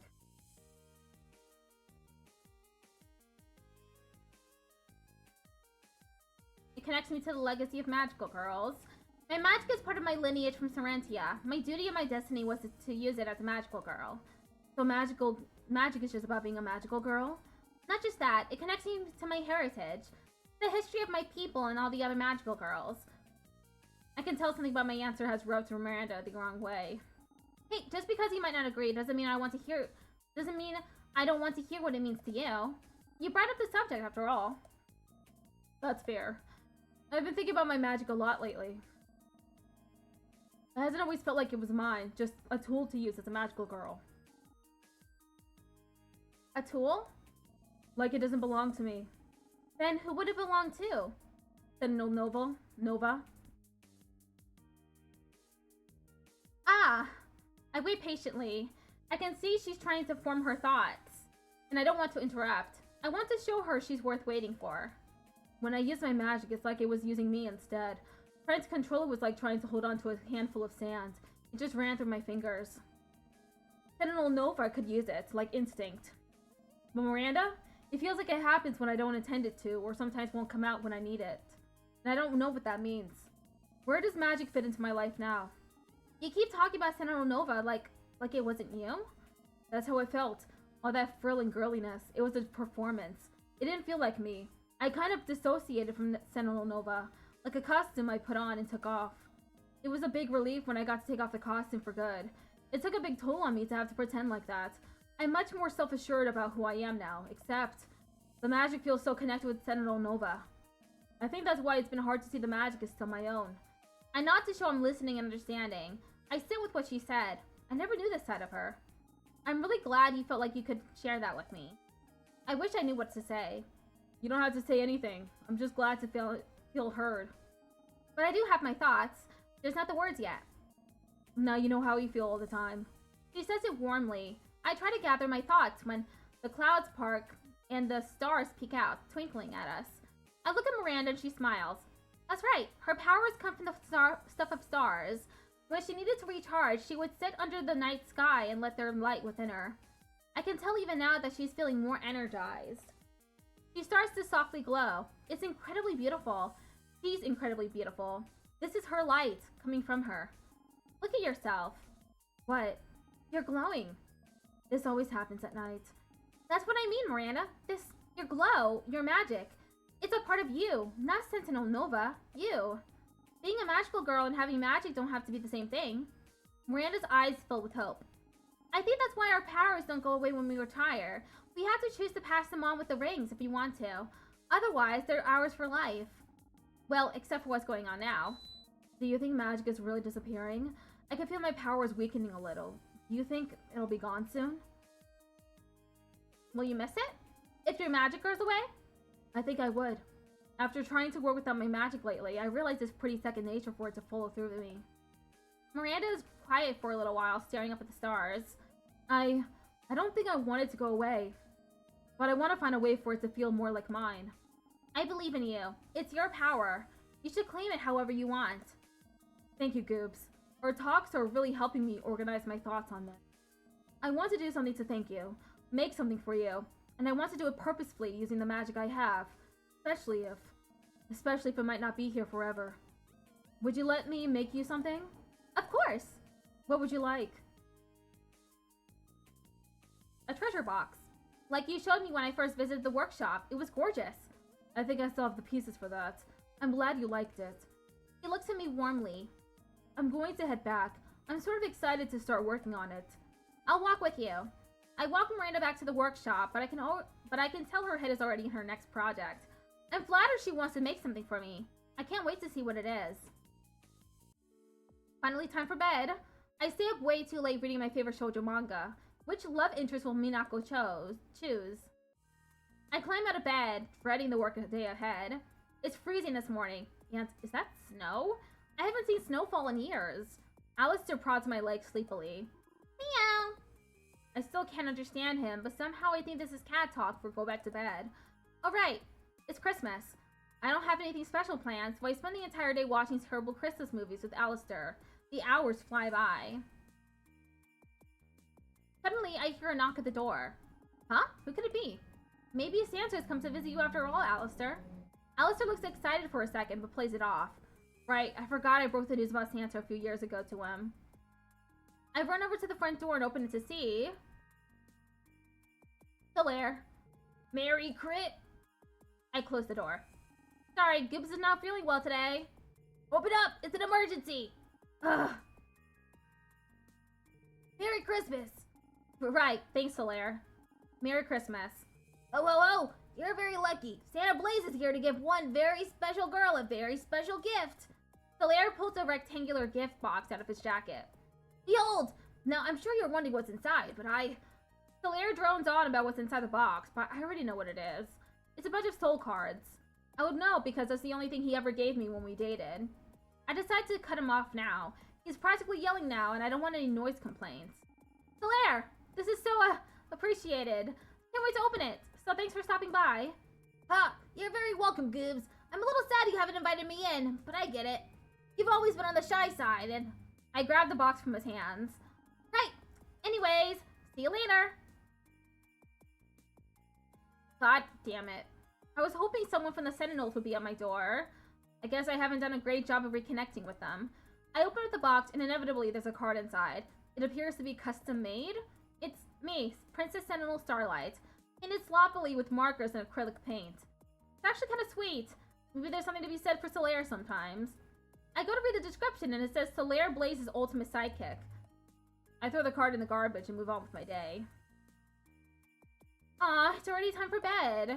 Well, the time off work was nice while it lasted. No, shut up, alarm! Let me sleep 10 more minutes. Another glorious day in work purgatory. We just can't seem to get a breakthrough with figuring out what's happening with our magic or Alistair. But capitalism calls and I must answer. Sigh. I get settled in behind the cash register when I notice Ada coming. Ada, what are you doing here? Another day, another photo shoot for the line. Oh, thought maybe you'd be here to come see me. That's just a perk of the job. Dang. We hear a strange noise coming from the back room, then an awful mourning sound. This is definitely creepy. What the hell is that? Is there a dying animal in there? I have no idea. No one should be back there right now. Well, what are you waiting for? Go see what it is. Just going together. How about some teamwork here? Must I do everything? Do you not know what teamwork means? We approach the door together. It says staff only in big letters. The strange moaning is getting louder. What are we going to find? With a nod, we both grab the door, throw it open, and find... Please. Sitting on the floor, surrounded by sample packs of the sentimentality line, her pockets are stuffed. It looks odd. Her shoulders are slumped in exhaustion, but there's a wild desperation in her eyes. Oh, Goobs, I didn't expect you yet. What are you doing in here? There's some organizing. Looks like you've completely undone any organization there might have been. Lise turns to Anna, finally noticing her presence. And, is that the celebrity retired magical girl who's peddling her fame for a makeup brand ostensibly for charity? Probably more aptly about a deep sense of purposelessness in her life, so she craves attention and validation?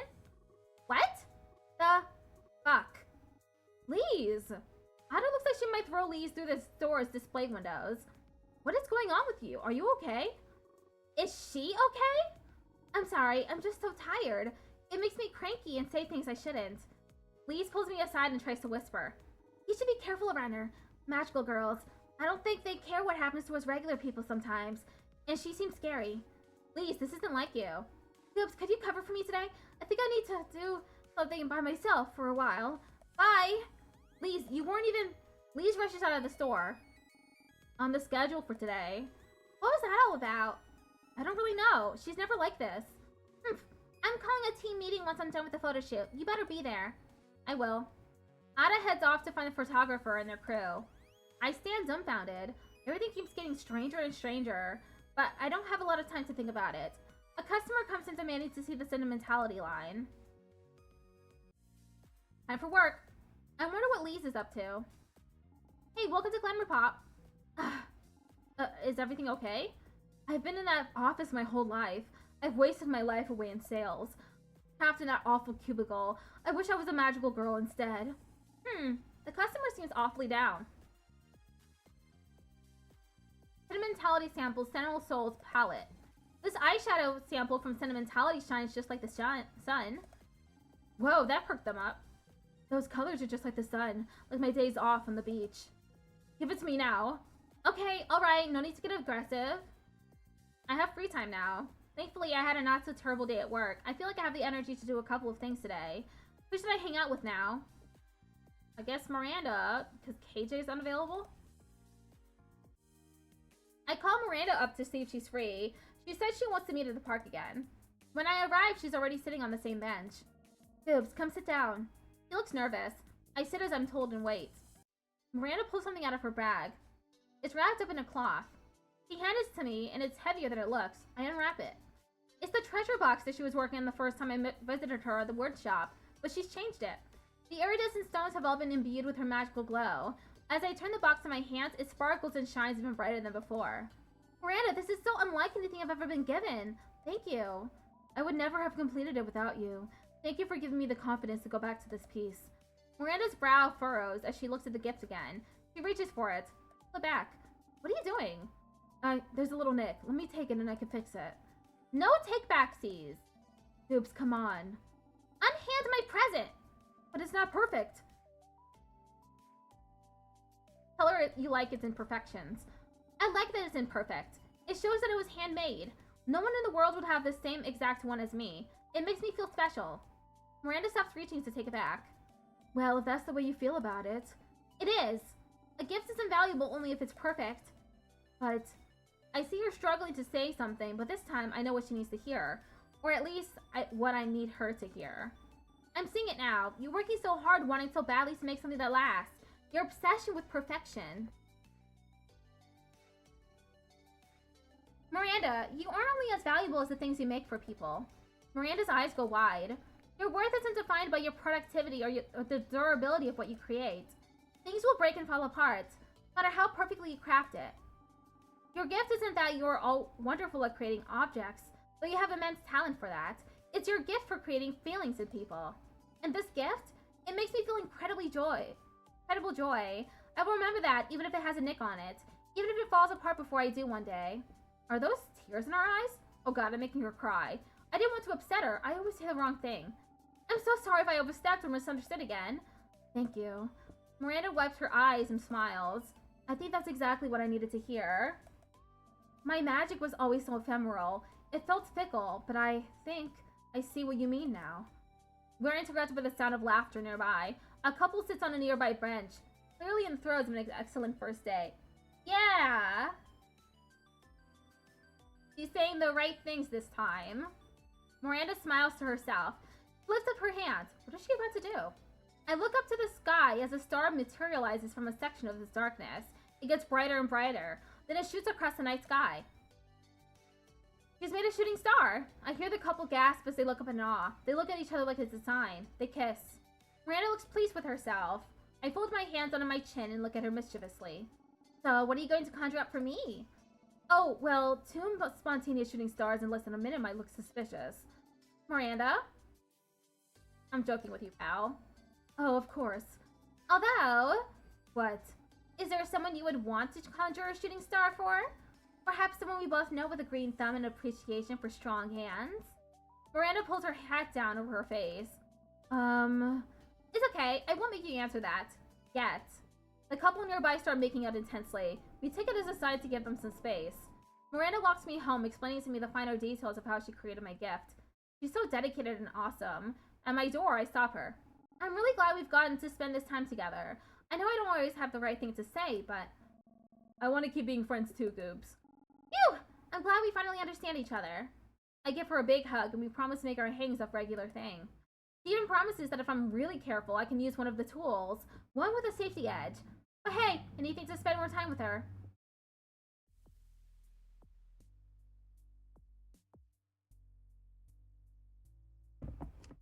When I arrive at the mall, I see the sentinels hanging around near the escalator. Ada is in the middle of telling the group something, waving her arms around with a conspiratorial look. Looks like she's wearing her in public disguise again. I've been watching this person for the past few days, and I think I found who we were looking for. It's Lise. Ada, what are you saying? My work wife? You saw how weird she was acting this morning? Do you really think that she's not suspicious? Come on, even you aren't that dense. There's no way, but she's always that weird. It's her charming quality. I've known Lise a lot longer than you have. I think I would have noticed if she's an evil villain. My work wife would never betray me like that. That might be part of her plan. What if she knows you were the leader of the Sentinels and she wanted to gain your trust so you wouldn't suspect her? Remember the Dark Moon Sirens? They took one look at Jackie and she couldn't do anything but stare at them. Oh, so pretty. Although I'm not sure if they actually did something to Jackie or if she's just easily distracted. What if Lise is trying to manipulate you too? Anyone that cute must be suspicious. She is cute. At least I've heard as much. Right, Miranda? You can't suspect someone's based solely on how cute they are. That's obviously not the only reason. Oops and I are the ones whose magic is being affected the most, and we've been around Lise at the store more than anyone else. I don't think that's coincidence. Plus, I've overheard her saying how much she doesn't like me in particular. So she could be targeting me now after Goobs. Is that what this is really about? Someone disliking you doesn't make them evil. Get over yourself. Fuck you, that has nothing to do with it. Uh-huh, are you sure about that? Hey, let's focus. We aren't going to get anywhere if we argue. Ada and KJ both grumble a fine and settle for glaring at each other. Anyways, until someone has another lead, I think we should investigate Lise. Agree to investigate. I agree. Let's watch Lise and see if she does anything weird. More weird than normal. Bad weird, not good weird. Great, let's plan out a way to catch her off guard. I'm glad that you're taking it seriously. Thank you. Hold on, I'm not so sure I agree with this. Lise was fine with Miranda and I visited. She might not hold up to your definition of acceptable behavior, but I saw no dastardly deed or attempt at manipulation when we were there. KJ, can't you just go with the flow sometimes? Can't you keep a more open mind? Ada and KJ start arguing again. Goobs, help. They never stop. I got that. I think it's okay. Sometimes love can blossom on the battlefield. I appreciate the optimism, Jackie, but I don't think that'll happen. Oh, really? I'll put $5 on it. Deal. I wonder if I should have put my hand in. They give them a minute, but eventually Jackie cuts in. I'm not so sure it's this Lise everybody's talking about. But if we have a lead, why not follow it? I can do the investigation since I'm the one who brought it up. No offense, but I think maybe someone more level-headed should go. You might have some bias that accidentally comes through. And that includes you too, KJ. Fair enough. I'll tag along. If anything goes awry, I'll protect you, Goobs. Wow, that sounds fine to me. You haven't even met Lise yet. I think I should take someone else along who recognizes her mannerisms a bit better. Someone more observant. What about you, Miranda? You and I can do it together. Me? Will I? Fine, whatever. Let's do that. Yeah, let's do it, Goobs. We spent some time making a plan for investigating Lise. Hopefully this gives us the answers we need. Finally, time for bed. I stay awake for a while with the usual 20-something's existential dread, but I eventually fall asleep. Alistair jumps on my stomach to wake me up demanding food. Alright. Miranda and I caught up with Lise just as she left her house this morning. She has her camcorder with her and a bag full of stuff. We stayed far back and follow her as she makes her way a couple of blocks from her place to the park. Miranda and I jump behind a tree to observe. What could she be doing here? So far, nothing out of the ordinary. I'm keeping an eye on what's in that bag. Miranda is right, because Lise has plopped herself down amongst the trees and unbuttons her bag. Out of it spills tons of sentimentality line makeup. That's a lot of makeup. Typical. I make one friend out of all the magical craziness, and she turns out to be a vain villainess. We don't know that yet. We have to see what she does with it. Wait, what is she doing with it? Lise dons the makeup in her way. It's all over her face like a kid playing dress-up imagination. Trust me, this is not yet out of the ordinary. Oh, well, it's kind of cute. She's always marched to the beat of her own drum. I like that about her. But what she's been saying lately about magical girls. Has she ever told you why she feels that way? Huh, she hasn't. Maybe there's something she's experienced that you don't know about. It can be hard to talk about the pains of our past sometimes. I don't exactly look back all rosy on our fighting days. But I'm not turning evil all of a sudden. You're right. Let's give her a chance. To do whatever it is she's doing? Lise has her camcorder out and seems to be directing some pigeons about their stage blocking. She's laughing, covered in makeup, filming pigeons. Just odd. Should we just keep watching or confront her? Keep observing. We should wait. This could just be a smokescreen. It's a very elaborate and effective smokescreen then. We hang back trying to see if there's more to it. Suddenly, Lise whips around with her camera to catch a pigeon in midair. She spots us. Oops. Oops? And Miranda, was it? What are you doing here? Do you want to be in my documentary? Lise, what's going on here? Well, I couldn't find real eagles, so I was doing a recreation scene for the climax. Lisa's energy burns with passion, but her eyes are a bit wild. Lise, you're just making a movie? I used to make them all the time when I was a kid. I had to pretend I had a camera, and I played every animal in the documentary host, but it was great. It was the happiest time in my life. Well, she's not vying for world domination, but this is still extraordinary. I bend down toward the sentimentality makeup. Why do you need all this makeup? Don't touch that. I need it. I use it to turn myself into the animals. Miranda leans close to Lise. I like what you did with your makeup. Lise calms down. She smiles widely at Miranda. Really? It's creative and cool. I did stuff like that when I was a little too. You did? I really miss those days. I was happy, carefree, running around in the state park where I grew up, learning all about ecology and animal biology from my parents. I keep remembering those days and wanting them back. And I'm so tired. I'm so tired of being me. I'm so tired of worrying about the future. I just want to feel light and silly again. Tears start to stream down Lisa's face. Oh, jeez. I don't know how to explain. No, it's probably dumb. No, it's not. It's just not dumb at all. Really, it's like, I know how that feels, Lise. And I'm not always so good at talking about it either. Hug Lise. I take Lise into a hug. Miranda joins too. Together we let her sob out her feelings. It's a long, quiet moment, but I think she needed it. I think we all needed it. When we separate, Lise is calmer. We all feel a little bit better. Miranda pulls me aside. I think we can definitively roll Lise out. We'll tell the others at the hideout later. But I think for now, you should walk Lise home and make sure she's okay. That's a good idea. Lise, let me walk you home. Thank you, I'd like that. I walk with Lise back to her apartment, where she's greeted excitedly by Mimi and Bobo, her sweet little kitties. I know they'll take good care of her for now. I promise to check in on her soon. As I leave, I know we've answered one question, but now so many more are popping up. Is this connected to magic going away? To the customers at the store acting weird? And who is behind all this? I feel more than ever that we can't leave this alone. I want to protect Lise, my team, and everyone. Because my gut is telling me that the worst hasn't happened yet. Time for work.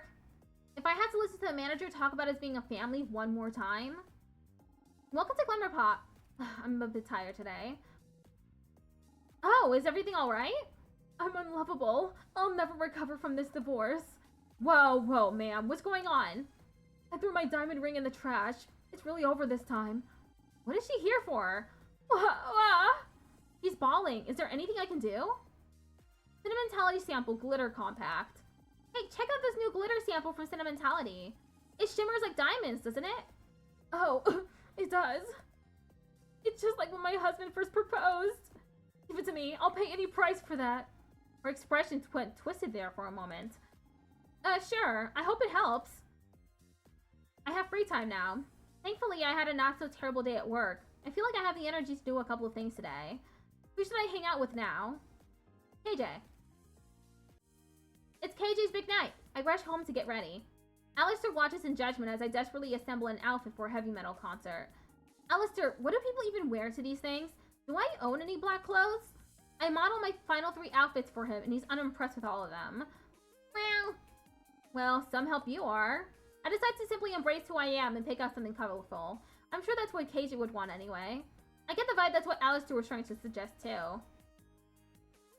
After wasting a bunch of time on my outfit, I'm running late. I race outside my apartment building and leap onto the bus as the doors close. I then take the time to fuss over my makeup as the bus leans and bumps across the city. I try to go for something a little dark and daring since I won't know anyone else there but KJ. Why not experiment? I finally arrive, and wow, this place is full of weirdos. The venue is a sea of black t-shirts, torn denim, piercings, and tattoos. Ah, the smell! It smells like a locker room in here. I can't breathe. I order a beer at the bar and hang around people watching, waiting for the bands to start. The others look kind of intimidating at first, but after a few minutes observing, I realize they seem pretty friendly. Over the blaring music, I can just about hear joyful chatter and laughter.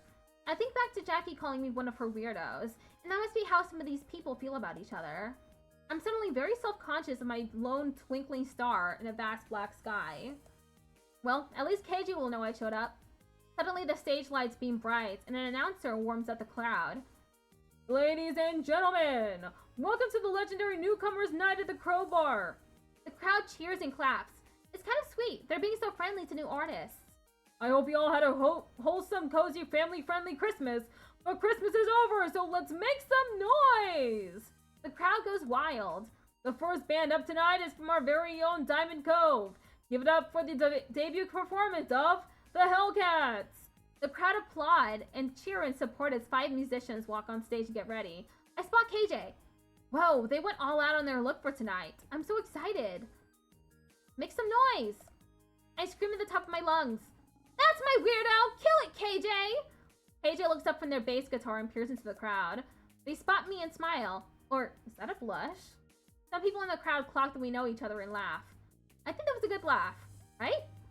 The band finishes their setup and the singer leans into the microphone. Never mind the bollocks, we're the Hellcats. This first one's called Burn Away. The band begins playing and my entire body is assaulted by a wall of sound. Crashing guitars, pounding drums, crashing cymbals, pitched screaming. I forgot my earplugs at home. KJ trying to warn me. This is awesome.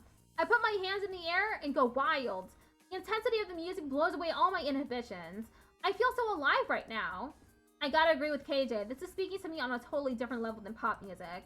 When the first song is over, I give my best screech owl hoots in approval.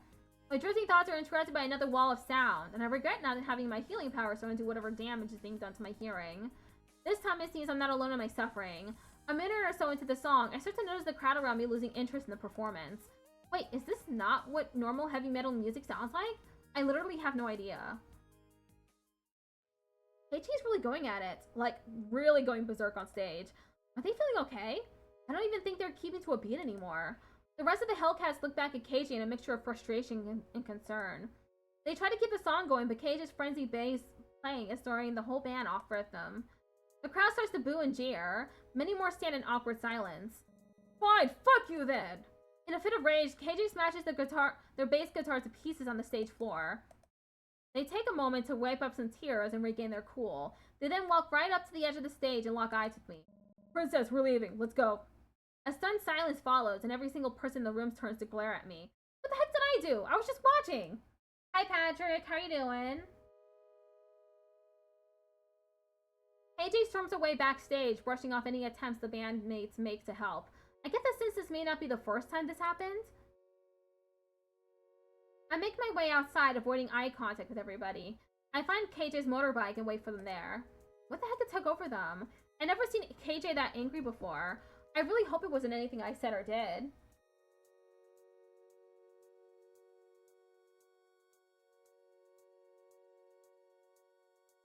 KJ arrives a few minutes later, looking totally defeated. They didn't even take off their stage makeup. You're doing great, you're just upset you're late? That's alright. The stream will be ending in about 48 minutes, so. But I'm still streaming tomorrow, Silk Song. I have a bunch of stuff that I'm gonna do tomorrow for Silk Song. I have a whole list of things to do. KJ arrives a few minutes later, looking totally defeated. They didn't even take off their stage makeup. Did I say something? Hey. Hey. They let out a long sigh. That was not cool of me. I'm sorry for how tonight turned out. Thanks for coming all the way out here for me. Let me give you a ride home. Sure, but do you want to talk about what happened? Thanks, but the ride will give me time to think about before we talk. I do my best thinking on my bike. Mind if I take the scenic route home? Sure, if that'll help. Yeah, I would. Thanks, Goobs. We saddle up, and KJ takes me on a long nighttime ride around Diamond Cove. The waterfront is strikingly beautiful at night. The pale moon rests high above a calm ink-black ocean, and the golden lights of the city glitter like stars in the water. The scenery is enough to distract me for a while, a diversion from what I'd witnessed back on the stage, and what kind of conversation could be waiting on the other end of this late-night ride. I hold on to KJ tighter to protect myself in the cold December air. I wonder what's going on under their helmet. For all I know, they're crying their heart out, but I can't tell. After about a half hour, we whirl up outside my building. KJ takes off their helmet and seems to be in a better mood. I kinda like being your personal chauffeur. I'm sorry it's so cold out. Mind if we go inside and have that talk? I'll put on some coffee. I had a beer only about an hour ago. What could go wrong? Oh, you don't have to do that for me. I want to have the energy to listen to what you have to say, and that long ride home made me a little sleepy. Okay, princess. Lead the way. It's pretty late, so we try to stay as quiet as we can. My roommate is the worst when they're tired and cranky. Cozy little place you got here. Thanks, it's kind of crappy, but it's mine. We head to my room and sit on the bed together. Alistair is sleeping away in the corner, so we keep the lights off. Yeah, I can say kind of crappy, but it's mine. About a lot of things right now. Tonight's performance, for example. Thank you for redeeming posture check. Yeah, about that. We've been rehearsing for weeks, and right at the most important moment, I totally lost it. With everyone watching, too. What were you thinking when I lost it on stage? I'm not gonna lie, KJ, you scared me with how angry you were. I'm so sorry, Goobs. I really don't know what came over me. I don't know if I'm the one you should be saying sorry to. Fuck, you're right. But I also want to apologize to you, too. I made it about you by yelling that we were leaving. Has this happened before? Only at the last rehearsal, but it was much worse this time. For some reason, I started picturing my dad saying how disappointed he is in me, and poor Young looking down on me no matter what I do. And then I pictured you and how...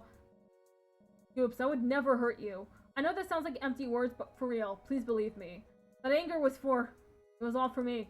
That fuck you was for me, for my stage fright. And you were there watching, and I was so ashamed. And it built and built, and then I had a total meltdown, and now I've got to pick up the pieces. Like, have you ever felt you were finally getting on top of things, but then out of nowhere it all breaks? And you can't figure out why? And you look like a stupid little child? Oh, for real. Sorry, I meant that as a rhetorical question. I'm not done talking yet. Sorry, zipping it. Was that rude? Am I speaking out of turn? Shit. Sorry, thanks for being patient with me. Anyway, I was so excited to see you, princess. When we all met up again at the park, I mean. I had to play it cool. And then again tonight. I've always... Shit, I can't say it. Fuck, what is with me lately? I'm all tangled up in knots. KJ's eyes fill with tears again. Behind that intimidating mask of makeup and all the tough attitude, I recognize the ghost of a shy and awkward person I used to know. They sit for a moment, breathing slowly and composing their thoughts. Goobs, do you know why I call you princess all the time? Hold KJ's hand. I took my vow of silence and I'm sticking with it. I grasp KJ's hand in both of mine and give them a little smile. They stare deep into my eyes for a moment and I see a sparkle of joy behind the tears. Yeah, it's something like that. I really like you, Goobs. I always have. Like, since we first met. Do you think everyone else figured it out? Oh god, I can only imagine how much Boyon was a bitch about it behind my back. Why did nobody tell me they knew? Focus, KJ. You're right. I'm sorry. God, I'm really an open wound tonight. They draw a deep breath. Like, it's okay if you don't feel the same way about me. I've been at peace with that for years now. Like, I did all these changes for me first. Authentic self and all that. We only have one life after all. But when you gave me that call to come to the park, I don't know what happened. But all I could think about was how you were going to react to me riding up on my motorbike.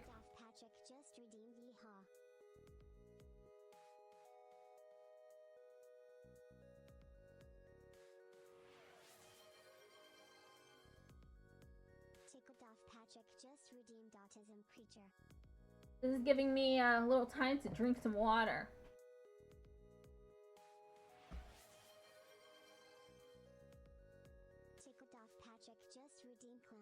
Thank you.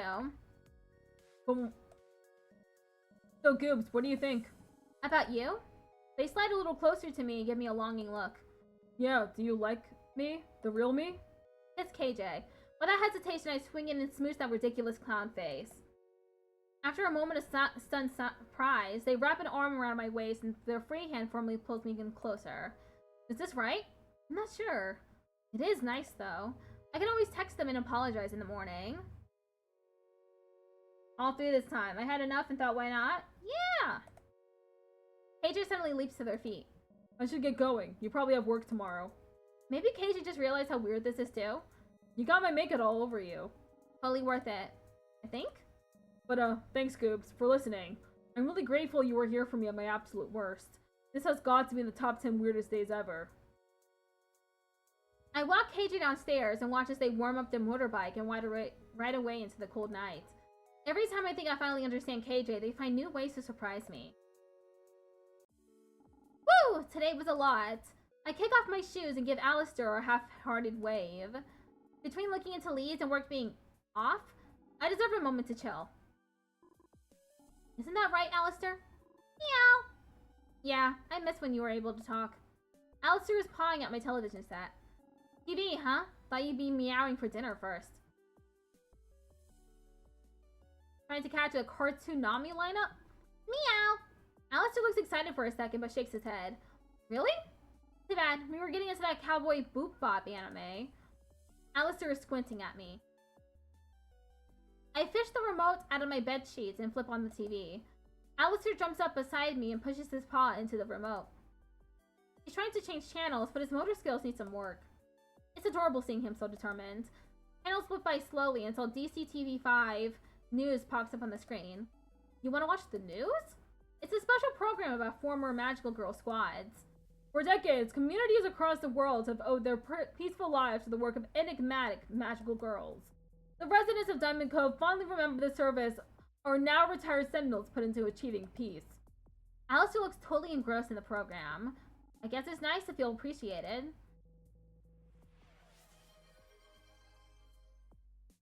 Jazz at Dell Games just redeemed Hydrate. Thank you, Jazz, for the hydrate.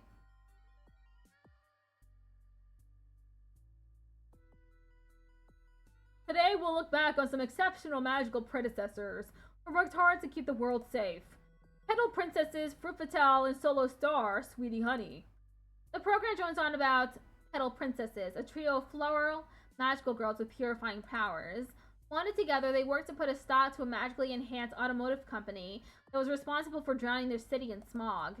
Black and white photos of the girls smiling towards the camera flashed by on the screen. They look proud of their work. The reporter speculates on the group's whereabouts now. It's been 30 years since their last appearance. A climate-conscious group from the 60s is pretty rad. They were totally ahead of their time. I grab a half-eaten box of crackers to snack on while the program continues. Maybe I'm just hungry, but I'm more tired than usual after work. Next up, Fruit Fatale, a bold, colorful group active in the late 70s. Stay tuned to learn more about the group's tragic ends. Alistair is curled up in a ball in my lap. Apparently, Fruit Fatale was led by Strawberry Saudi, a pink-themed magical girl with the ability to float. She was backed by 3 other fruit-themed girls. Muscat Marina boasted ability-enhancing capabilities. According to the program, she paired well with another member named Banana Brie. The 4th member, Avocado Anna, could absorb magical power from the enemy. I'm almost done with my stack of crackers. It's not helping much with the energy levels. Not exactly seeing how the fruit theme is related to their powers. Fruit Fatale were on their way to becoming the best and brightest stars of the 70s. That is, until one fated day. Alistair's ears prick upwards.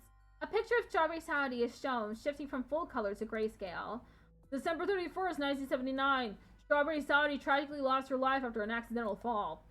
Fruit Fatale was immediately disbanded, and the remaining 3 members have not been spotted in public since. The program continues on, speculating on potential causes of Saudi's accident. Why couldn't she stop her fall with her floating ability?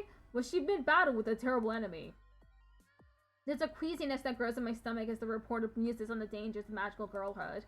I think about close calls we had in the past. Some days we celebrated after the fights. We felt like we were on top of the world. Other days we were exhausted and we got hurt. Alistair, can we please change the channel? I'm not feeling this tonight. Meow! Sorry, bud, I'm super tired. I just need to sleep it off. Finally, time for bed. I stay awake for a while with the usual 20-something's existential dread, but I eventually fall asleep. No, shut up, alarm. Let me sleep 10 more minutes. Oh no! I overslept and now I'm late for work. Time for work. If I have to listen to the manager talk about us being a family one more time. Welcome to Shut the hell up. Everything's too loud. They're so loud, but I can't hear Ada's voice anymore. Excuse me? Her album used to pull me through the day. Now we feel nothing. Huh? Well, maybe we have something that can help.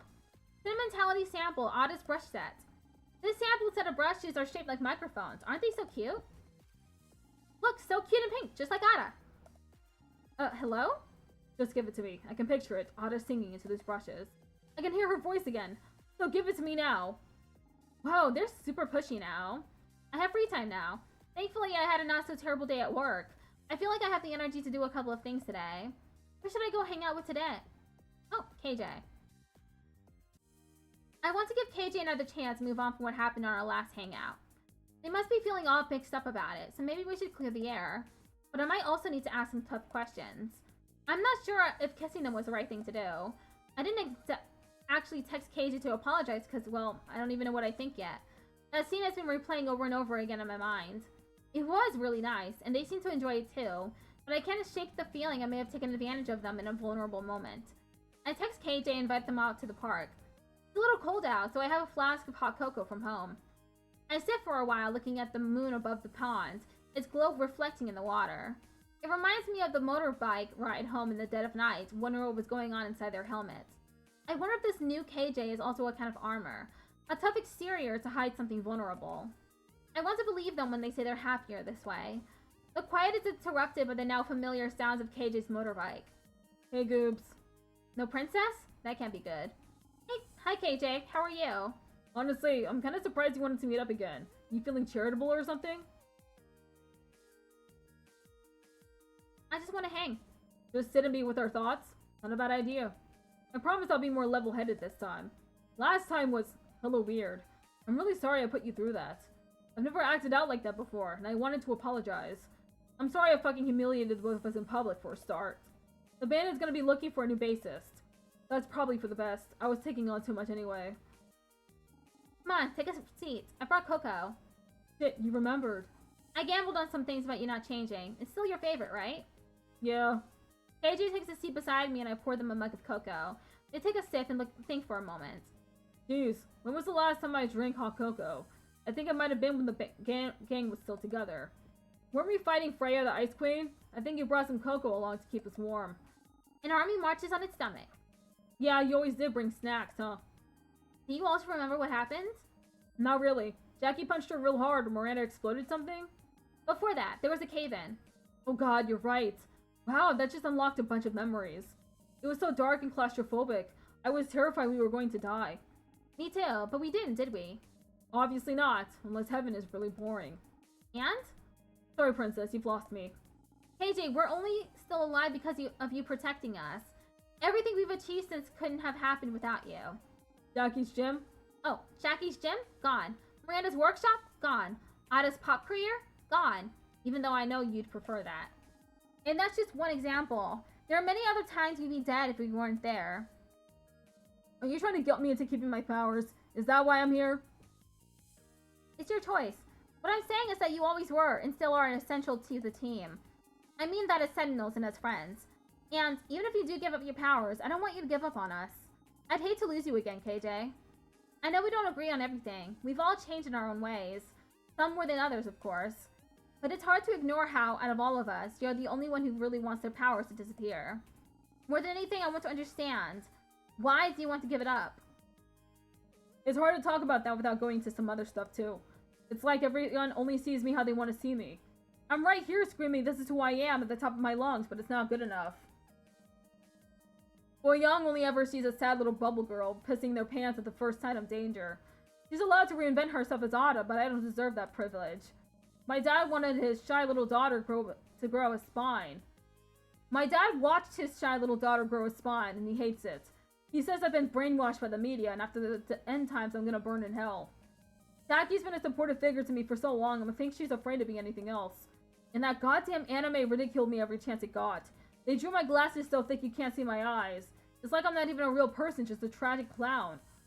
KJ sighs and takes a long sip of cocoa. It's a lot to unpack, I know. We have plenty of time, so we can talk about those one by one. Ask about Ada. Okay, I hate to say this, but can we talk about Ada? It's like anytime someone says her name, you flare up. And, like, can I trust you two to work together? I know it's uncool of me to hate on her as much as I do. She really knows how to get under my skin. Well, she is a high-maintenance sellout using our secret identities for personal gain, and... Let me try this from a different angle. You know how Ada wants to be the big sister of the group? Yeah, I remember Miranda having an issue with that when we first met up again. I think she's really struggling to let go of that role. Like, I know I used to need a lot of hand-holding back in the day, but I'm better at taking care of myself now. I don't know, KJ. I've needed to hold your hand quite a lot lately. I feel like, I don't know, Ada sees that as some kind of threat. Like, that I don't need her that way anymore. So she keeps trying to put me in my place. I wonder if you should just tell her then, that you do need her. Wait, what? Tell her that you need her, but be the bigger person and make the first move. Make a move to be friends? Yeah? What else could I mean? Unless... Oh, yikes! Maybe I won't kick that beehive today. I think you need to rebuild that bridge. Otherwise, I think you two are just gonna escalate until one of you crosses a line, and you'll never be able to forgive each other. Huh, good pep talk, coach. I have my moments. Okay, so, I don't really know your dad, but what you said sounded really intense. Yeah, my brothers and I have our hands full with him. He's sure the world is gonna end with Y2K. Wait, does he know about magic disappearing? No, it's this thing about the clocks resetting on January 1st. Lots of old computers won't know how to handle it and go haywire, apparently. Banks, aerospace, hospitals, the military, you name it. Wait, what? That's terrible! Well, your jets is something the IT industry has known about for years and has been fixing. Everything important will be just fine, probably. For some reason, even though my dad's an IT contractor for the government, he's convinced himself they haven't done enough to prevent disaster. He's been prepping for the apocalypse for about a year now, and it's been difficult to handle. We've tried reasoning with him, even trying to meet him halfway on some stuff. Like, I don't know what parts of the internet he gets his ideas from, but I really wish he'd listen to his own family instead. He's a smart guy, usually quite reasonable, but, well, since Mom passed, he's just been slipping. I think I'd like to talk about something else now, please. I placed my hand on KJ's. Of course, let me think. So what about Jackie has you concerned exactly? In the early days, when I realized that being a girl was making me miserable and I needed to change, I didn't really know who to turn to. I was a total mess, crying almost every day. And then kinda out of nowhere, Jackie calls me up, like she has a sixth sense or something. She's been through some similar stuff, so she knows how hard it can be. And, well, from there we were seeing each other about once a week, talking about it all. About my dad, or my future, or whatever. She almost convinced me to join her gym. Maybe I will, someday. Learn some self-defense or something. But anyway, I think I was such a ball of tears and snot for so long that it kind of ruined our friendship. What do you mean? I don't know, it's like, I can feel a bad vibe or something when we're in the same room. Like she's holding back from me. Probably scared of hurting my sensitive little feelings. I'm sure if you asked, she might tell you. I think you're probably the two closest people on the whole team. You think so? Yeah, it's really obvious from the way you both interact. You really get one another on a deep level. Oh, I guess that's nice to have confirmed. I do really like her. As a friend! She's my best friend. Uh-huh. Yeah, the anime really didn't do you justice, huh? How to phrase this? I was in an online chat the other day and someone was throwing the word pierogi around. Everyone found it hilarious for some reason. So I asked what they meant. Pierogi describes an awkward, unattractive girl who won't leave you alone. So of course I then asked why pierogi. Someone put up a picture from the anime of me. Well, Sentinel Pierogi. But they made it a joke in the show that nobody knows how to pronounce that. And of course, when the writers realized that pierogi means the closest point of two orbiting interstellar objects. Oh, so that's what it means. Are you for real? You never knew this whole time? Do I look like I work for NASA? No, but, like, did you never wonder? Actually, never mind. Anyway, because of that meaning, they made my character super annoying and clingy. And that's my thanks for defending Earth. Humiliation. I'm a clown. Ada gets to say to the whole world, look at me, I'm the beautiful and talented Sentinel Aura. And her fans love it. They love her. If I was outed as Sentinel Pierogi, that's just the end of my life right there. I'd be laughed at everywhere I go. We'd all still be your friend, that helps. I'd ask Jackie to beat up anyone who bullies you. Feels like high school all over again. Exactly how you want to start your 20s. And then, well, there's you.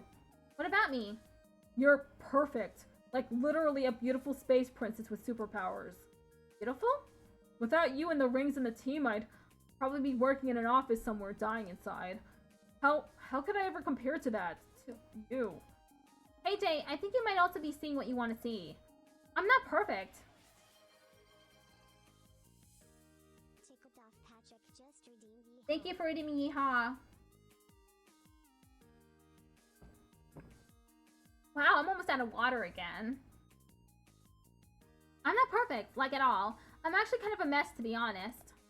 And I'm flattered, but also now kind of worried how that's made you feel all these years. Is that why you had a meltdown on stage? Because your playing wasn't good enough for your idea of perfect me? Yeah? I think you're kind of perfect too. What? Don't be silly, Goobs. You're just teasing me because I'm a total car crash. No, I mean it. Hey Jay, back in school, I loved you dearly as a friend and a sentinel. You were gonna have a special place in my heart no matter what happened afterwards. But all these years later, you rock up to the park on your motorbike and just casually start calling me princess. You made one hell of an impression on me. In the years since the team broke up, I've been kind of drifting and unsure what to do with myself. And you're out here turning your whole life upside down to become someone who makes you happy. Not only do I admire it, I'm actually kind of envious, honestly. You? The Princess Sentinel Starlight jealous of me? Yeah, KJ. I wish I had half your resolve.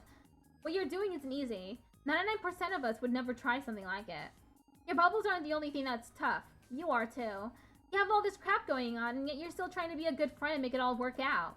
And yes, you have moments where you break. We all do. That's nothing to be ashamed of. Except maybe don't break any more guitars in future. Yeah, that's gonna be a fun call with my therapist. But yeah, you're working your cute butt off to be who you want to be. And it's paying off. You look incredible, and you're much more confident in yourself. Sorry, say that again? Oh, that you look incredible? You know what I meant. And you must be hearing things. What is it? I know I got really friendly with you last time and all, and I like that you just complimented my butt, but I put on a big show of my confidence, but I struggle to open up with people physically.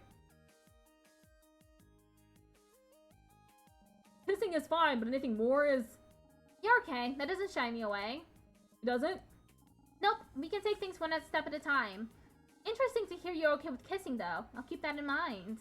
We sit together for a little while, enjoying the last of the cocoa and reminiscing on some of the happier moments from our Sentinel's years. KJ seems to be in a much better mood after our talk. It seems as if they finally got a chance to let go of their worries, even if it's only for a little while. I don't want to jinx it, but it feels like I'm finally beginning to understand who KJ is. I called everyone to the school to tell them the update about Lise. We followed Lise, and she's definitely not behind all this. Are you sure? Totally certain? Ada sits in the chair looking drained and a bit sullen. For sure, whatever's happening seems to be affecting her too, and she's not alone.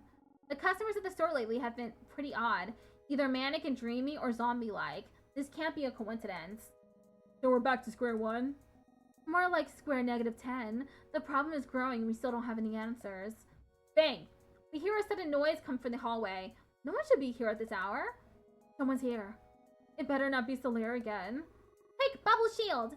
Oh, order around Bubble Girl, just like old times. Bet you'd like that, huh? Right, I forgot you only listen to your princess. Gibbs, please tell your pet to do something more useful than whine. Ada, stop being mean.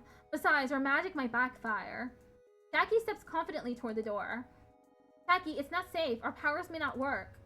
Jackie cracks her neck and holds out her fists. But these still work. She posts up at the door, ready to strike. KJ takes the other side, holding a classroom chair above their head. I put Ada and Miranda behind me. Miranda shifts and puts herself defensively in front of both of us. I can see you're both exhausted. Hang back, we have this. She's right, but if anything happens, I might not be able to heal everyone. I can't fail them like this. We look anxiously toward the door. Oops, oh no! Smack, the sound of someone tripping and hitting the ground. Jackie uses this opportunity to throw open the door, and we see Lee's on the floor. Hello? Jackie drops her stance. Is she blushing? You can always count on Jackie to be Jackie. Oh, hello there. Lise, what are you doing here?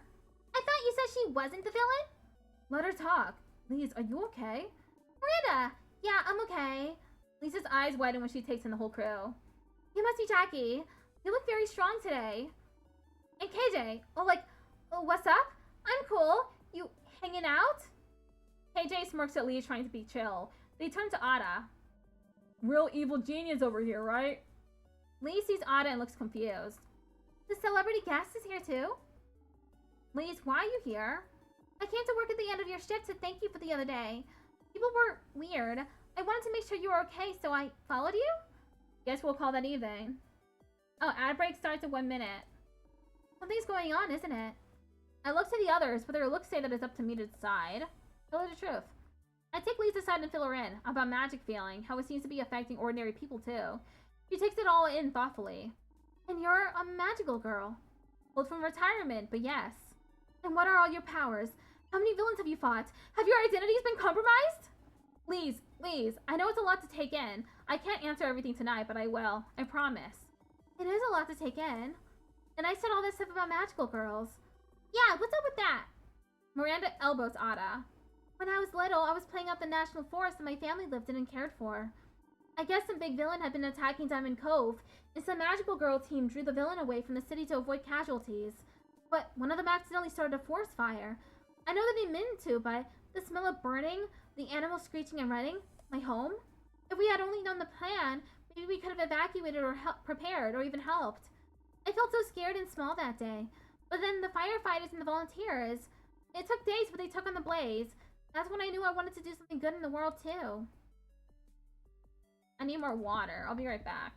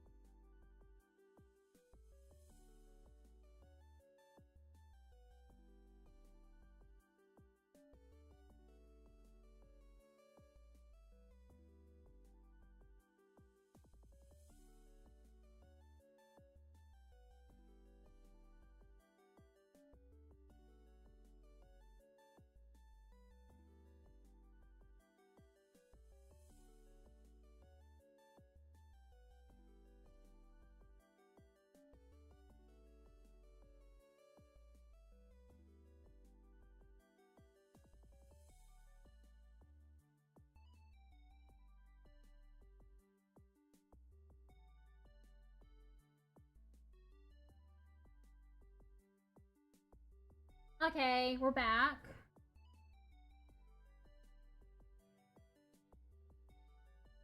With the firefighters and the volunteers. It took days, but they took on the blaze. That's when I knew I wanted to do something good in the world, too. And I wanted to do it in defiance of magic. That even being ordinary, I can make a difference. Please, I'm so sorry about your home. No, I'm sorry. I shouldn't have judged all magical girls based on that day. I resented your strength because I felt weak. And I'm older now. I know that good actions can have unintended consequences. I'm especially sorry to you, Ada. What? Me? I judged you especially harshly. I hope you can forgive me. Well, since you said it so nicely, and I bet you're all here trying to find a way to help, aren't you? Even at the expense of your own safety. We are. Whatever's happening is spreading fast. It's going to be a big fight, isn't it? Join us, Lise. It'll be that much more manageable with you on our side. Lise lights up. You really think I can help? I hate to be the bee in the bonnet, but she doesn't have powers? Neither do we right now, technically speaking. I know I'll feel stronger with her around. I bet she has lots of great skills. I do! I can film your exploits. I'm great at animal calls. Oh, I can compliment you in battle, and I bet it'll make you feel stronger. I can create distractions. Well, girl, we know you'll be able to help. For now, welcome to the Sentinels. Lee smiles widely. What's my name going to be? Can I be Sentinel Beaver? Beaver spawn for life. No, that's so presumptuous that I be called Sentinel. Perhaps Team Support codename Aardvark? Let's start with getting up to speed. Welcome to our dysfunctional family. We discussed our plan to be more aggressive in our investigation of the problem. Hopefully we'll be able to figure out what's happening soon. And now we're even stronger. Whoever's behind this better watch out. This is your 15-minute notice. Trink is live. Thank you for participating. Let me know if you want the raid message for the train. I have the raid message. It should pop up when I raid out. But thank you for letting me know. Finally, time for bed. I eat some midnight snacks before bed, which Alistair scolds me for, but my tummy says it's worth it. I can hear the sound of laughter. Ada's giggle rings out higher than the rest. No, not Ada. It's Boy Young's voice.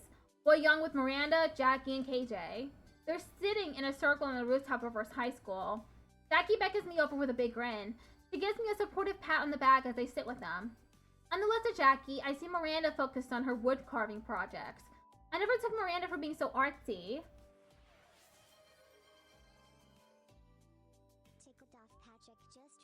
Thank you for redeeming Yeehaw. But she's been delving into this hobby pretty hard lately. A bespectacled brunette KJ hovers over her. Oh, I have the raid message, I'm pretty sure. It should pop up when I raid out. But thank you. They give Miranda an awkward thumbs up when Miranda holds up what appears to be a crude carving of Alistair up to examine. He looks a little wonky, but charming wonky. I give the wooden Alistair a nod of approval.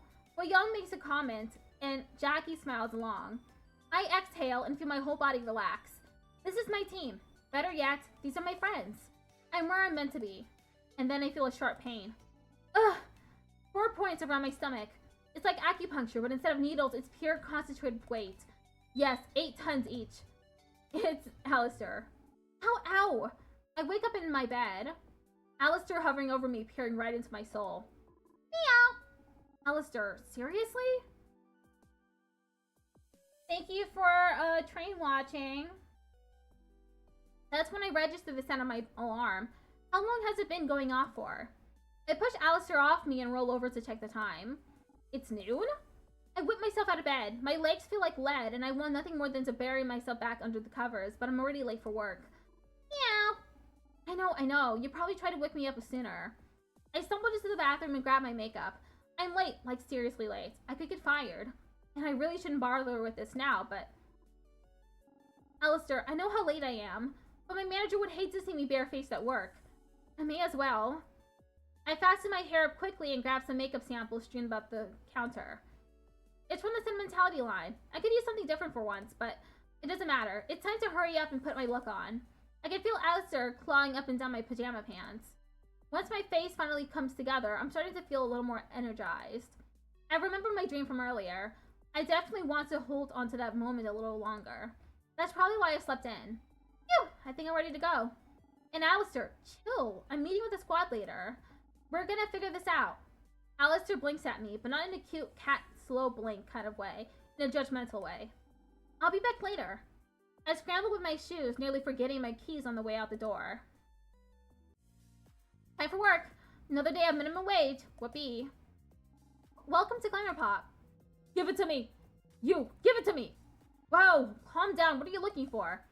Hey, please don't break the glass. I should keep my distance. I'll chuck it at them. Take this. Look, Ada's brush set just landed at your feet. Oh!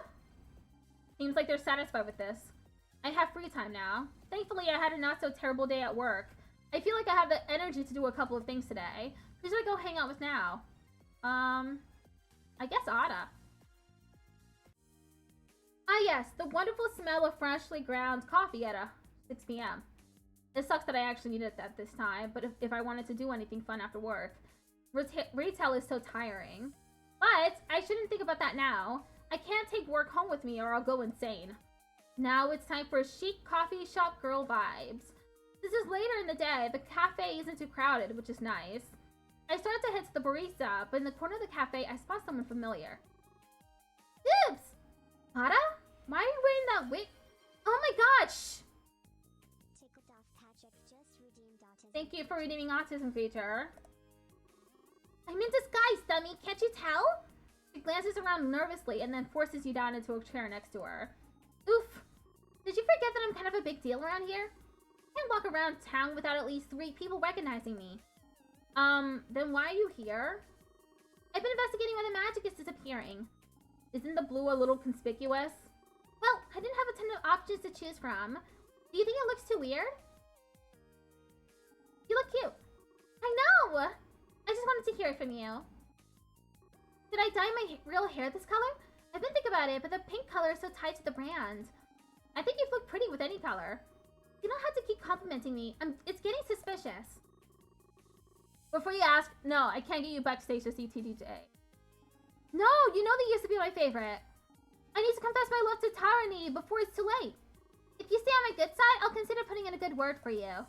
But you should get rid of your poster before that. The kiss marks might freak her out. The cafe speakers start playing a new song. I recognized it immediately as one of Ada's singles. It played on the radio constantly when it was released last summer. Ugh, I hate this song. Dang, I wish they played some real music. And an Ada song is people like her that are ruining what it means to be an artist. She really thinks she's all that in her bag of chips. Ada isn't saying anything, but the look on her face tells me that she definitely hears them. I'll be right back. Huh? What are you doing? Hey, hold on! I march over to the table where the 2 anti-fans are sitting. Hi there, I overheard you talking about Ada. Yeah? Are you a fan of hers or something? Yes, I am. And even if you aren't a fan, you shouldn't talk about her that way. Idols are humans too. You shouldn't trash talk them like that. Well, maybe if she made better music, we wouldn't have anything to trash talk. They both snicker, but I'm not backing down now.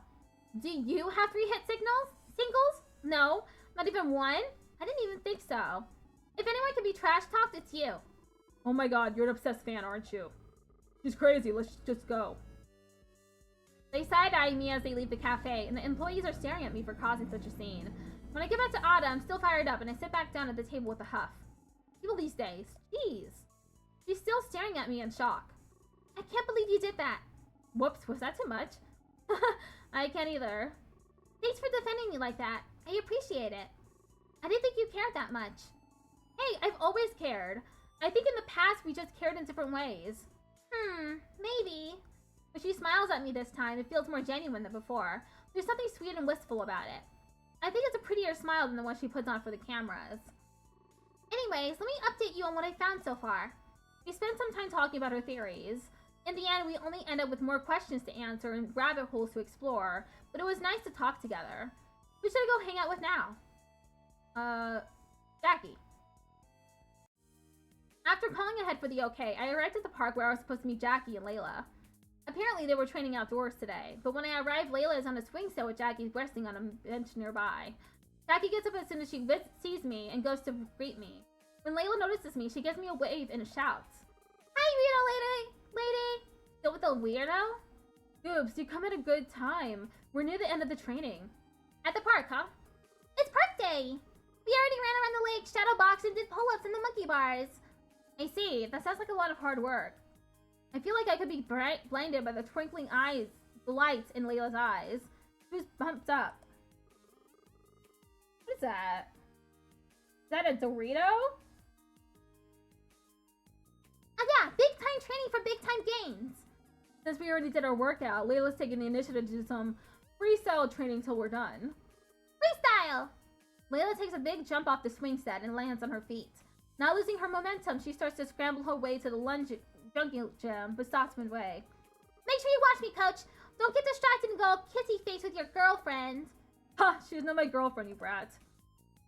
Layla sticks her tongue out before rushing over to the jungle gym. Tease Jackie over kissing. So is that a no to kissing then?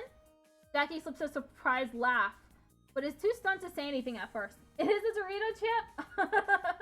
Awesome, that is a emote. But is too stunned to say anything at first. Flushed as she is, she grinned and lightly nudged me with her elbow. Hey, don't tell me you're going to start teaching me too, huh? You know I'm the coach and not the punching bag, right? Yeah, could have fooled me. I got to point to the small bruise I couldn't quite heal the other day on Jackie's side. But Jackie used a small yelp and literally jumped when she noticed the motion and grasped my hand to stop me. I wasn't gonna touch it, you know? Alright. So much for that tickle tolerance, huh? Oh, you have jokes today, don't you? I blame Layla, she's rubbing up on me. We laugh it off and Jackie lets go of my hand. The two of us find a nice bench to sit at while Layla does her freestyle training. So is she always this sassy? Layla? Believe it or not, that wasn't always the case. She's really come out of her shell. You're kidding, right? You're telling me that little ball of energy and sass used to be shy? Yeah, something like that. I'm glad she can joke about it now, but she used to be pretty shaken up about the bridge incident. You know, that's one of the reasons why her father sent her our way in the first place, to help her not feel so powerless. She's poured her little heart into boxing, and it's really starting to pay off. She has confidence to spare now. So I'll put up with a little teasing here and there. She's earned it. That's so sweet! I had no idea of her struggle. Yeah, she surprises me. I saved her life, but I never really thought about the weight she's been carrying since then. Not until I got to know her. It makes you really stop and think about if we could have done some things better. Well, I wasn't thinking about it before, but now that she mentioned it, I am. The thought lingers between us both, bringing uncomfortable silence. So, park day, huh? Oh yeah, we tend to do this about every week or so. We started off with a proper workout routine and then she gets to freestyle for a while. It just looks like she's playing to me. I affectionately call it an unorthodox workout. Like climbing a jungle gym? Good for hand-eye coordination, balance, and strength building. I guess that's true. It's different from what I pictured. You might not catch Rocky in a regimen like this, but for a kid like Layla, it's a perfect way to round off a week or two of tough training sessions.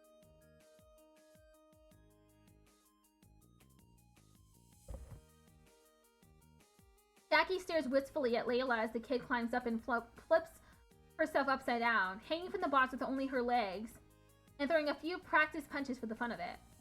Layla's a little different. She needs some creative freedom here and there to get her best results. Her father doesn't seem to mind either, so why not let her have this? After all, she's just a kid, Goobs. One day things are going to get hard for her and she'll wish she could have taken it easy when she had the chance.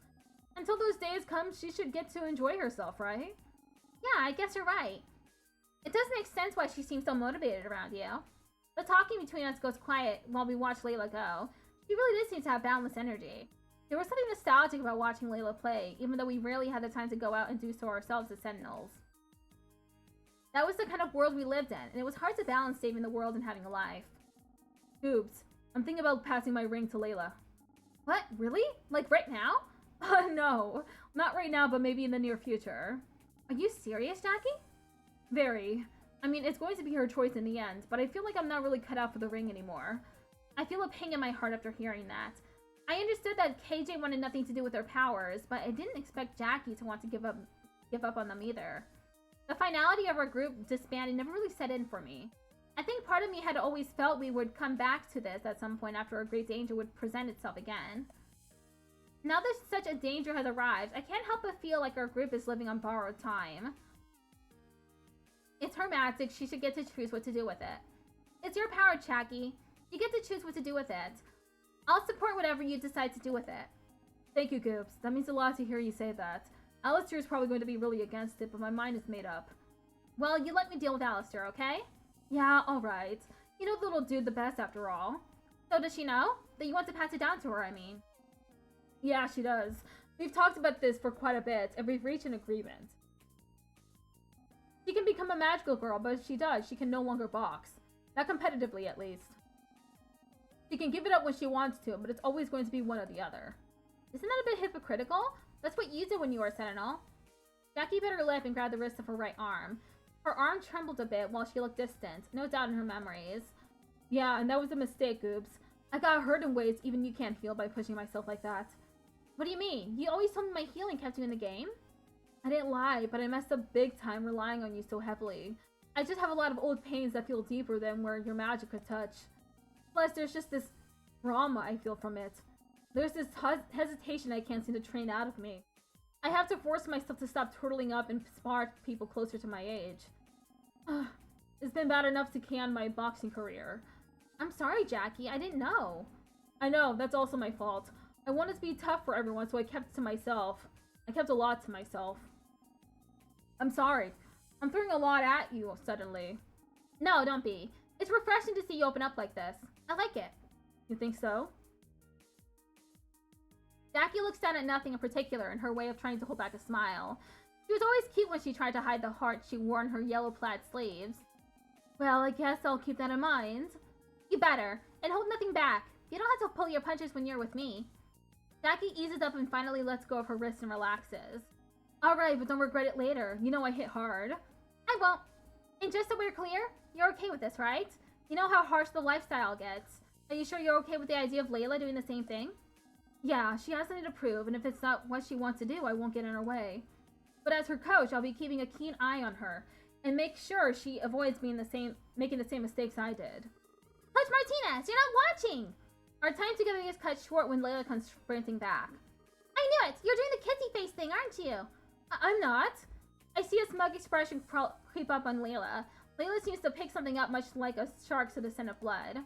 She doesn't say anything, but Jackie's face grows into a bright shade of red. Wow, just look at the time. We should get you back over to the gym before your father shows up. Would you like some company for the walk back? Sure, I don't mind. I'll be on my best behavior, Coach Martinez. You better. For the whole walk back to the gym, Layla didn't say a word. Oh, well, this is the end of the stream, so let me finish this real quick. Layla didn't say a word, keeping her promise as best as she could. Unfortunately, she never dropped her smug grin. Okay. Well, that's it for this stream.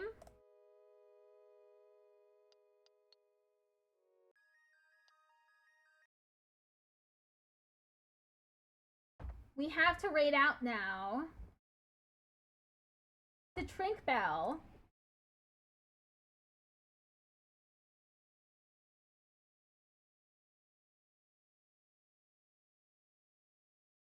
Oh, the clap didn't work.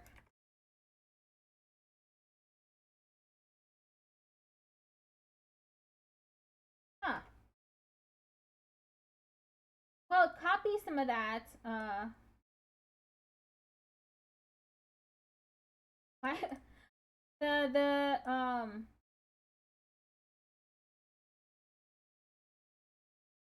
The raid message didn't copy correctly, didn't paste correctly.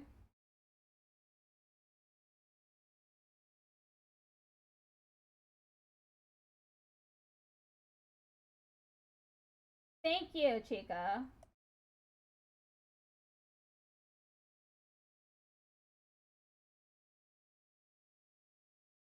Alright.